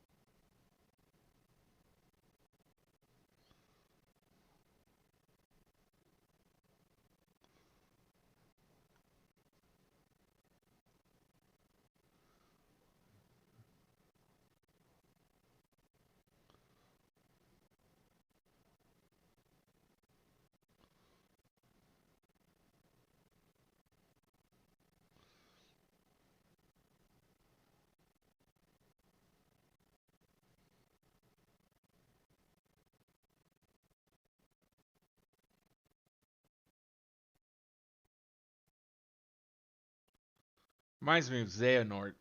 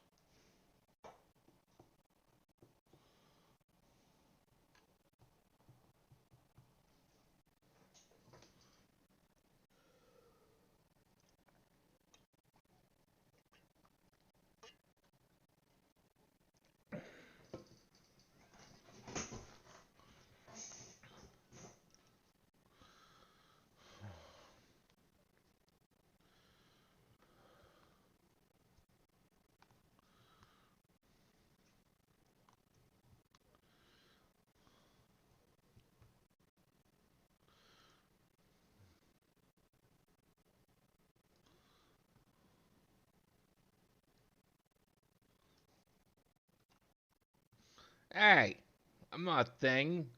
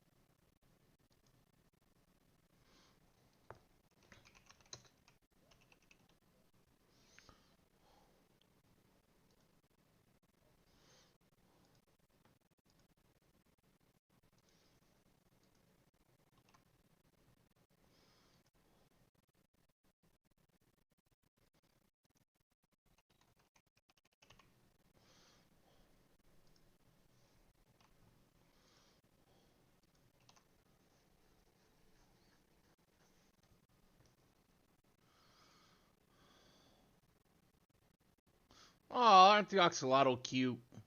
At least I'm assuming that's what those are.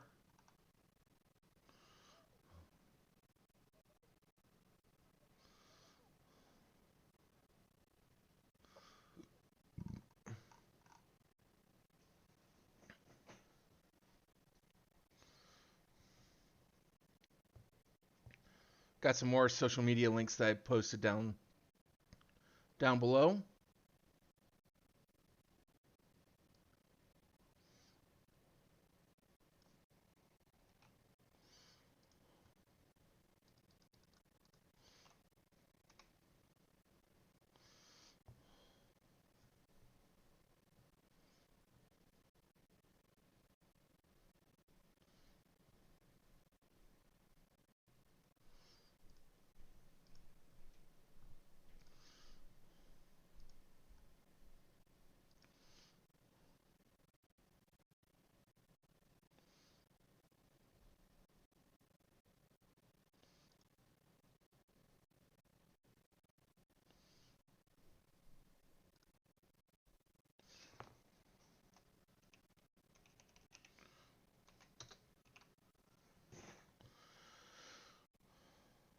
This is hardly my first time here, but the scenery never fails to take my breath away. Why, it feels as if you could reach out and touch the heavens. Now then, to begin our guided tour, perhaps you should know these things, but for the sake of thoroughness, I shall start with the basics. Using concepts to give shape to ether, creation magics allow us to bring forth anything we desire, be it inanimate objects or living beings. Anyone may conceive of concepts, but they must all undergo evaluation at the Bureau of the Architect. As part of that process, living beings and certain incarnate entities may be sent here to help us for in-depth observation and study. A fascinating facility, isn't it? I dare say you will enjoy touring it with us. Just a moment, I will be right back.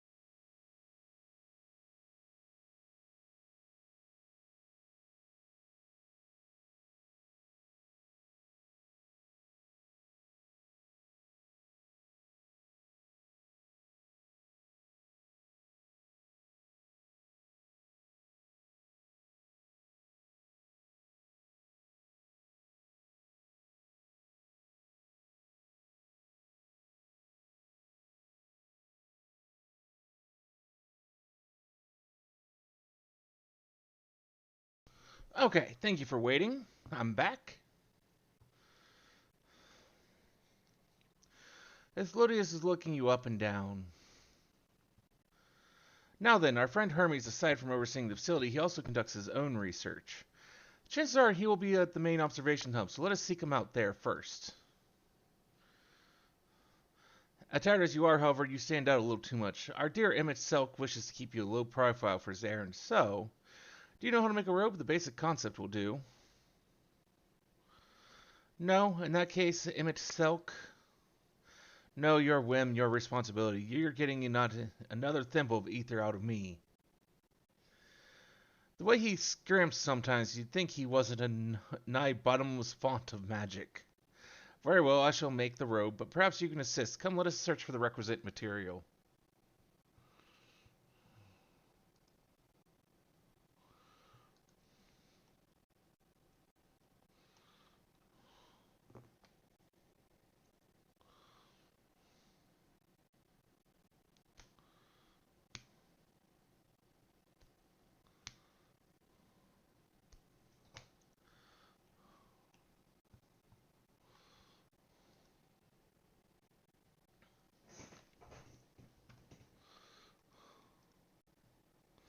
Yes, these creatures should suffice.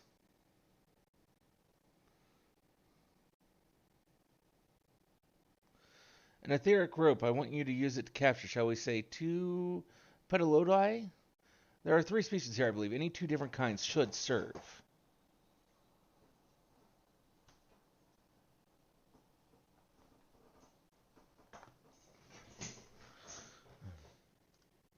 Now, I should mention that the strength of the rope is tied, no pun intended, to the strength of its user. As your ether is still thin compared to ours, you'll need to weaken the petalodi first. Good luck!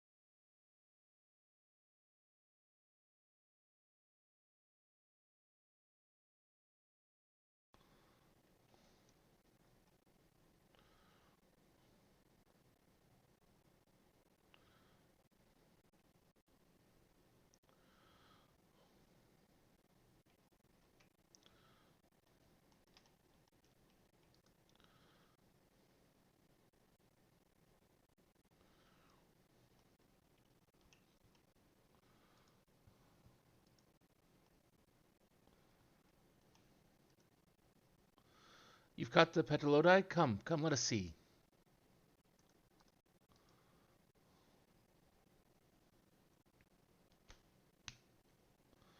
Yes, these finals do nicely. Now for a spot of reversion.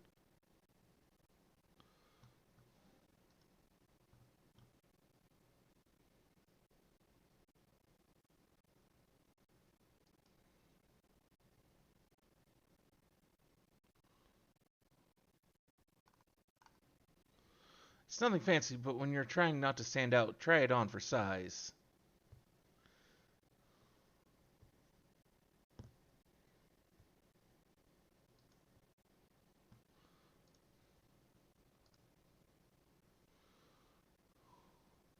Well, not just like that. You need to revert them to their constituent ether first.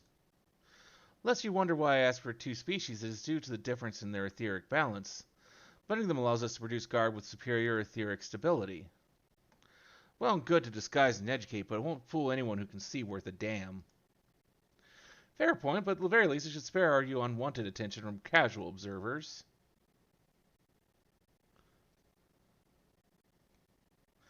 Emmett Silk speaks true. Even dressed like us, your unusual nature will be plain to those who think to look. Should someone question your presence, don't make up excuses, much less try to explain what you actually are. No, best to simply say that you're a familiar. The question is, whose? Ah, of course, Azim's, if you say. Exploiting our associate's absence? For lack of her presence, absolutely. Were she here, she'd have been the first to propose the idea, and you know it.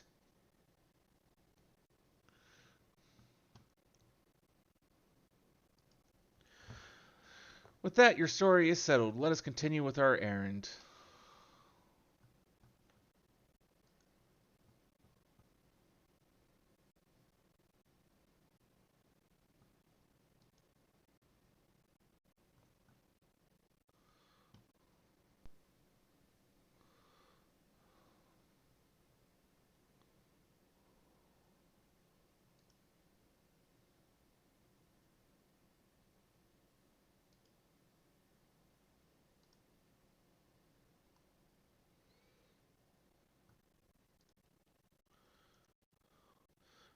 Ethodius is ready to continue on if you are. If you're ready, let's continue along the path to Anagnorsis. The place serves as an observation hub and residence both. Someone there should be able to point us in the direction of Hermes.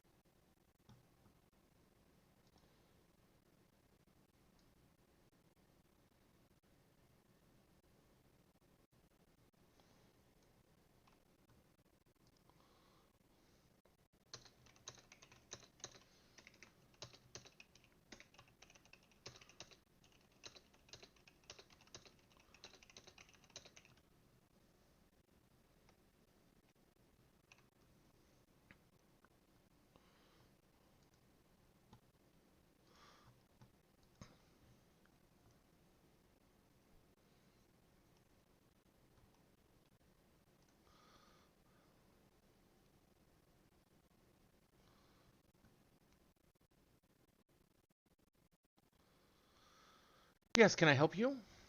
We wish to speak with Chief Hermes. Do you know where we might find him?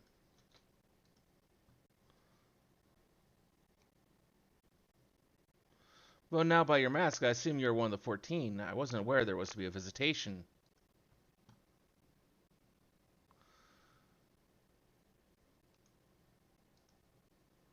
Between you and us, it's something of a surprise. Your discretion in the matter would be appreciated. I see, I see. My lips are sealed. The chief should be out conducting observations as usual. His focus of late has been aquatic creatures, so I expect you will find him at one of the pools here. The pools, you say? Many thanks and apologies for disrupting your work. I say, Hythlodius, while I've never met Hermes, you know him well, do you not? That being the case, couldn't you simply find him by his ether? Aye, that I could. As you know, Emmett Selk and I can discern the color of souls. By the same token, we can also see ether quite keenly, and from great distances. With this skill, I could readily locate Hermes, but I felt that would be a waste of an opportunity. We're here to perform an assessment, after all. By searching the ordinary way, we stand to gain insight into Elpis and the man in charge of it. This is much for your own enjoyment, like as not, but point taken.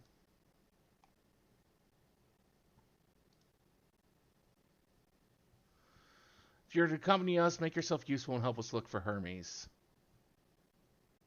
According to his profile, he has short, dark hair. According to his profile... I already read that.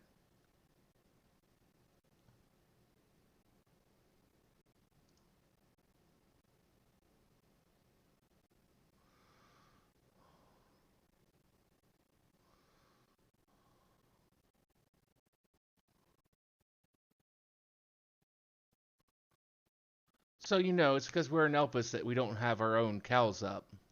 A special exemption due to the need to be aware of dangerous creatures. Elsewhere, we do not exhibit our individuality. It's unseemly. This is all common sense, but I would not assume you possess any. It's a rare treat indeed to be able to search for someone by their appearance, and I thank you for humoring me. Come, let us find our man.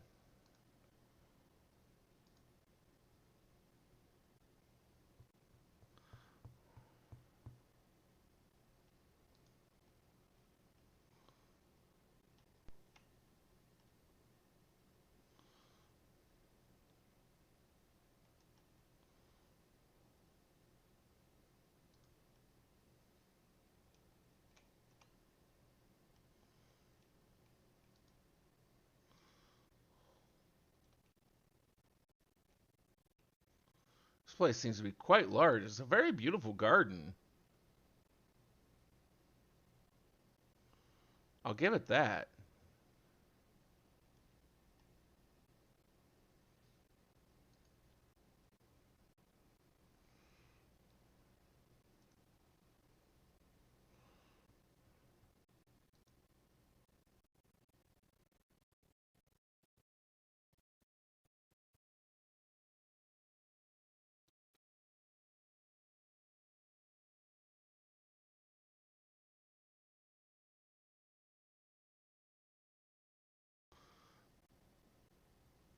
Huh.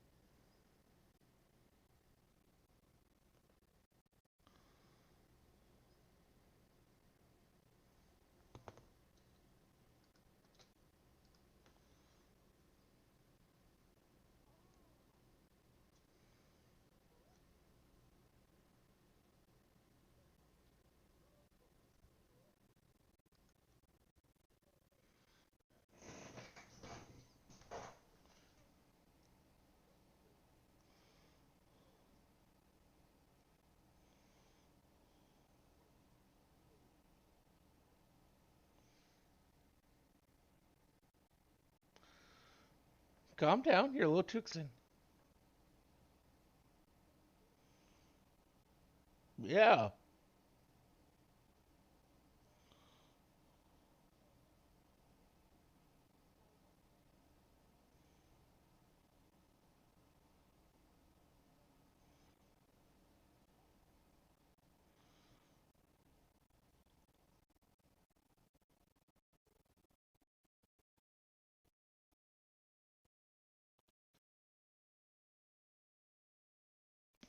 Why not?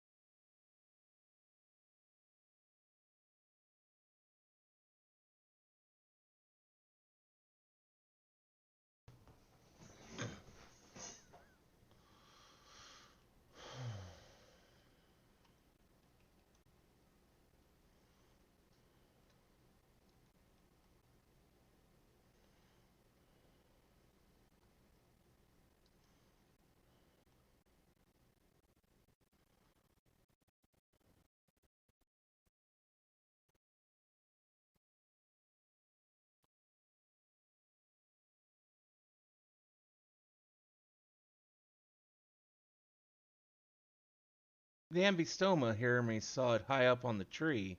He climbed up to get it, but jumped on him and he slipped.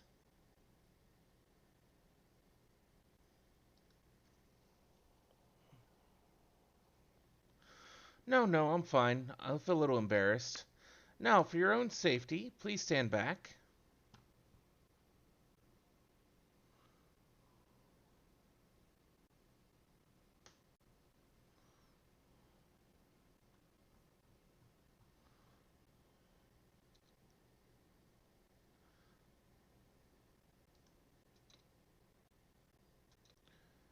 Hermes, are you alright?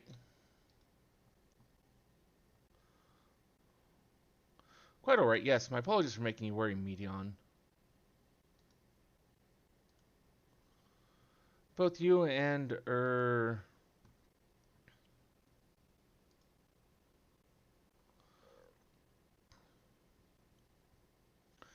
Illusion Fox, you are called. An intriguing name, somehow reminiscent of a new creation. Thank you for coming after me.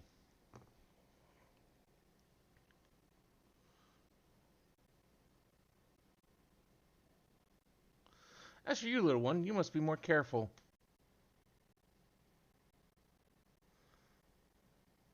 You may be able to fly, but doesn't mean you cannot fall and hurt yourself. Oh no, I forgot all about fellows.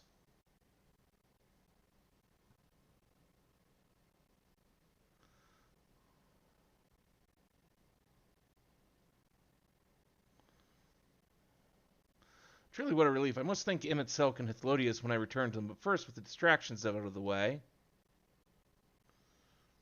As Chief Overseer of Elpis, permit me to welcome you to our facility. I hope you will enjoy your time here.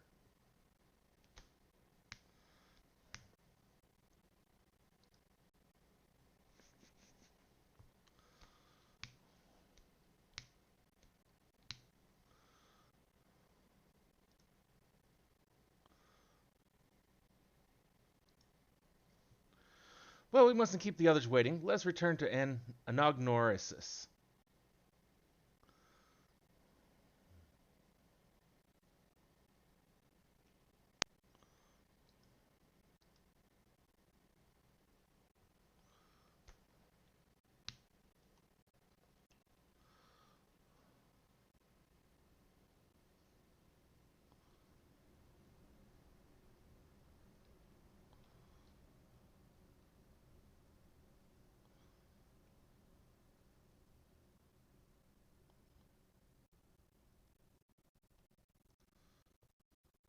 My apologies for trouble. Owing to your kind assistance, all the ambistomas are safe and well. I will presently send them back to their space if you would go on ahead to the main building. Upon entering, you'll see a table and chairs, a meeting area. We may speak there. Very well. Take care not to let the creatures slip away again.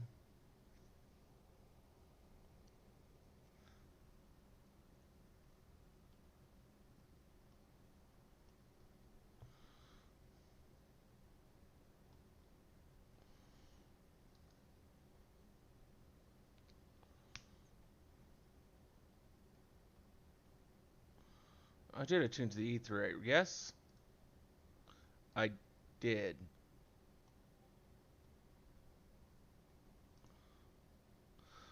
I've decided to open a shop to keep my little creation fed. My wondrous wares can be yours for the right amount of bicolored gemstones.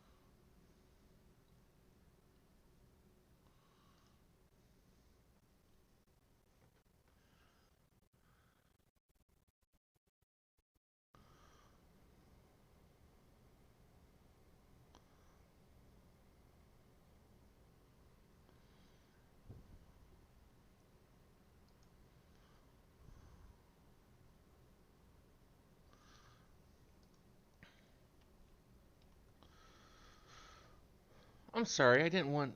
I'm, I walk. Perhaps we can go for a walk.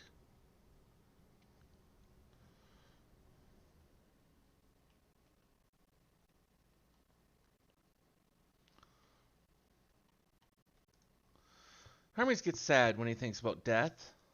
When others are sad, I'm sad too. That's how I am, how he made me. But don't worry, I'm fine now.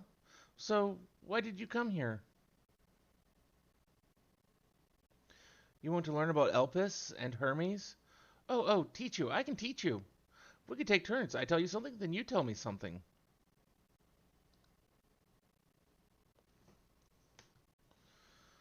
It will be. Where to start? Oh, yes, let's talk to Memnon. He should be near the etherite. I'm not good at explaining, but Memnon is. So I'll have him explain instead.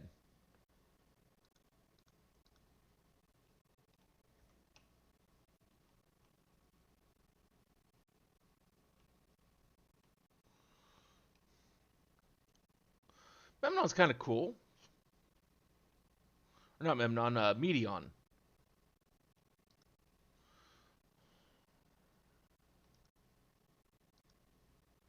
Ah, the etherite. Anyone can use it to teleport anywhere. Well, maybe not anywhere. Not to the ground or other isles. For that, you need teleporters. Oh, and permission. And what have we here? Though you look like a person, you have the ears and tail of a beast. I assume you are familiar like Medion. Is there something you need? This is Illusion. Could you teach her about Elpis?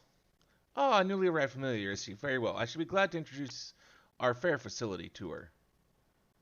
As you know, it is mankind's duty to make the star a better place.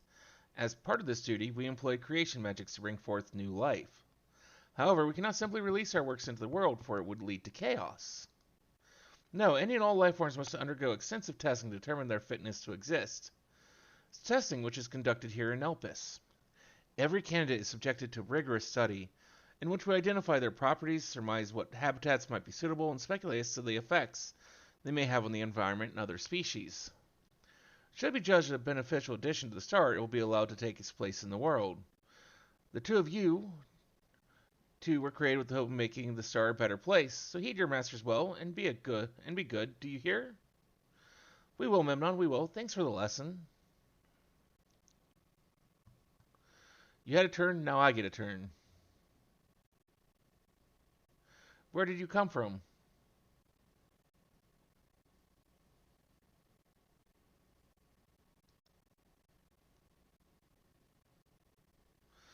Crystarium? I've never heard of it. But this place is important to you, I can feel it. Oh, my power, I haven't told you about it. A creation, let's find a creation, one not being watched. Then I'll explain my power.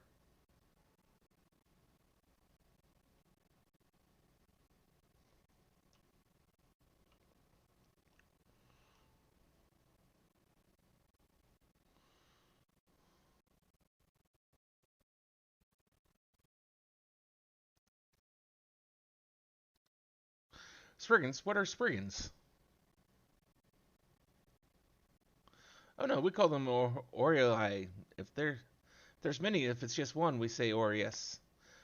Though they're cute, they can be naughty. Sometimes they run off with concept crystals, and Hermes has to run after them.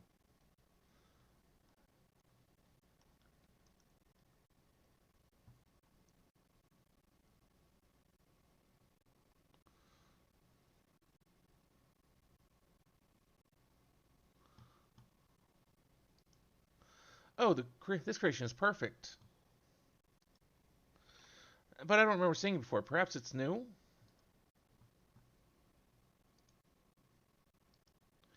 Anyway, I'll try reading his mind. That's my power.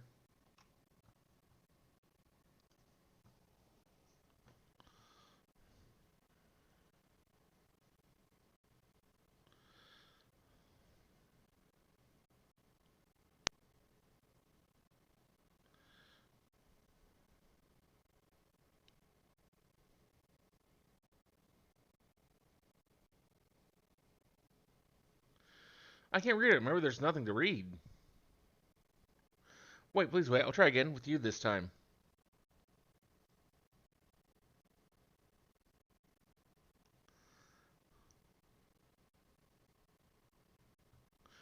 Greetings, can you hear me?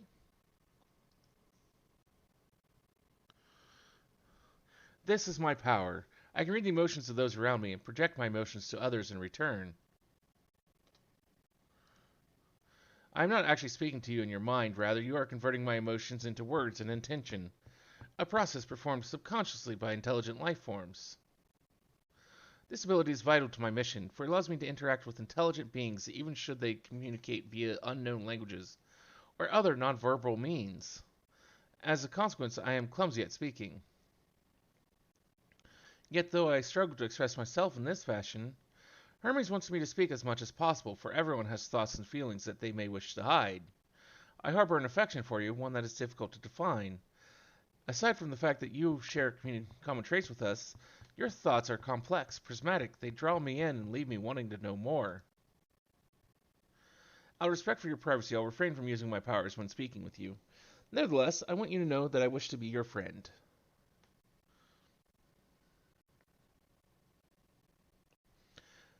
Did you hear me? Good, now it's my turn again, so what are you good at?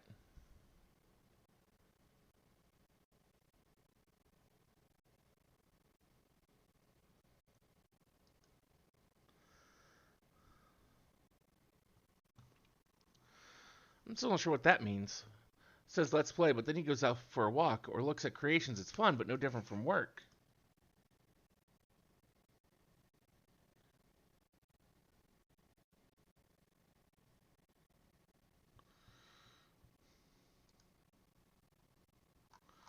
I think we might be bothering it.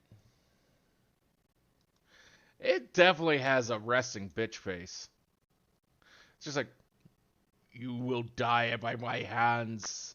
I am planning your doom. Let's keep going. We'll go find Wente next. She's usually in a small building on one on the west row.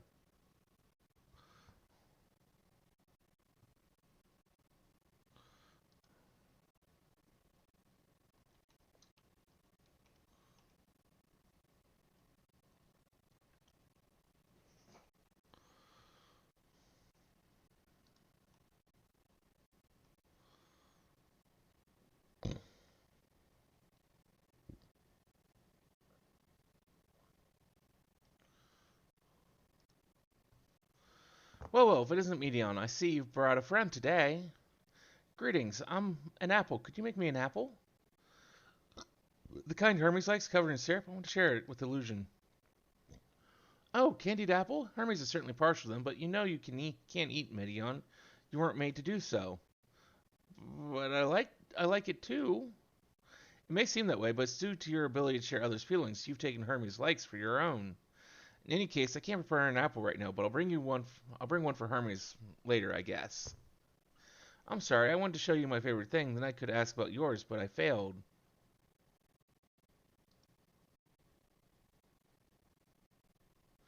Oh, that's what you like? Yes, I can feel it. Your joy and happiness.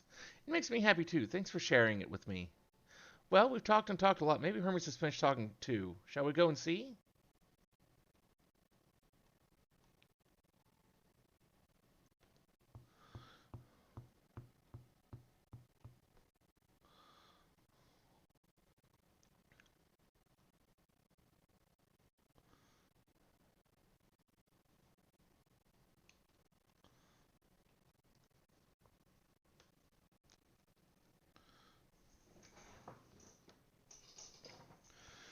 There you are. I can see the fresh air has done Medion good.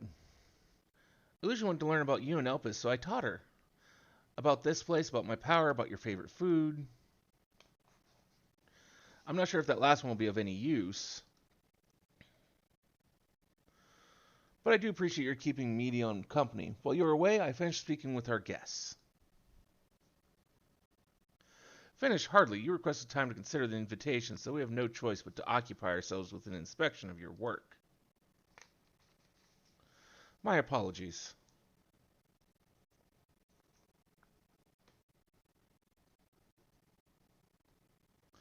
It was decided that Emmett, Selk, and Ethylodius will accompany as I tend to my duties. If you wish to learn more, perhaps you would like to come too. I've I'm compelled to remind you that she is no way associated with the convocation. We simply chanced to meet at Proplion. There is no guarantee that the matters we discuss will remain private. I do not mind. To see the joy her presence brings Medion, I cannot imagine our mysterious friend harbors malicious intent. It's kind, really, truly, she taught me as much as I taught her.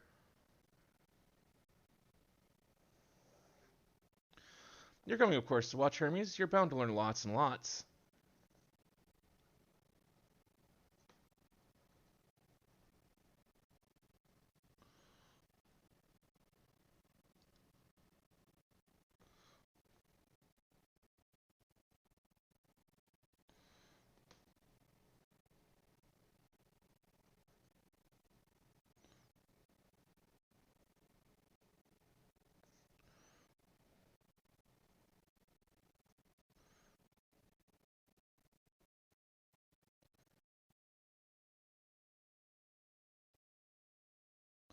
Okay. Well, let's see. I think that's we streamed long enough. Let's take a look and see who's out there to raid.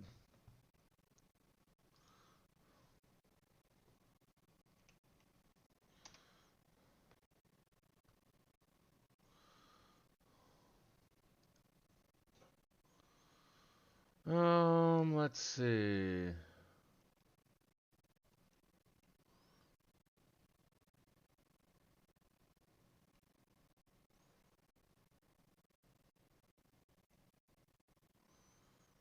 Um,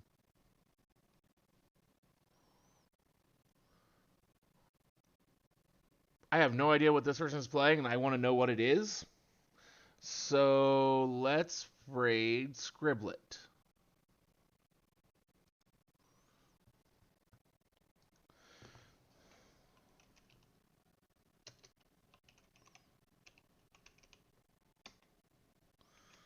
When we move over, go ahead and copy and paste this into the chat.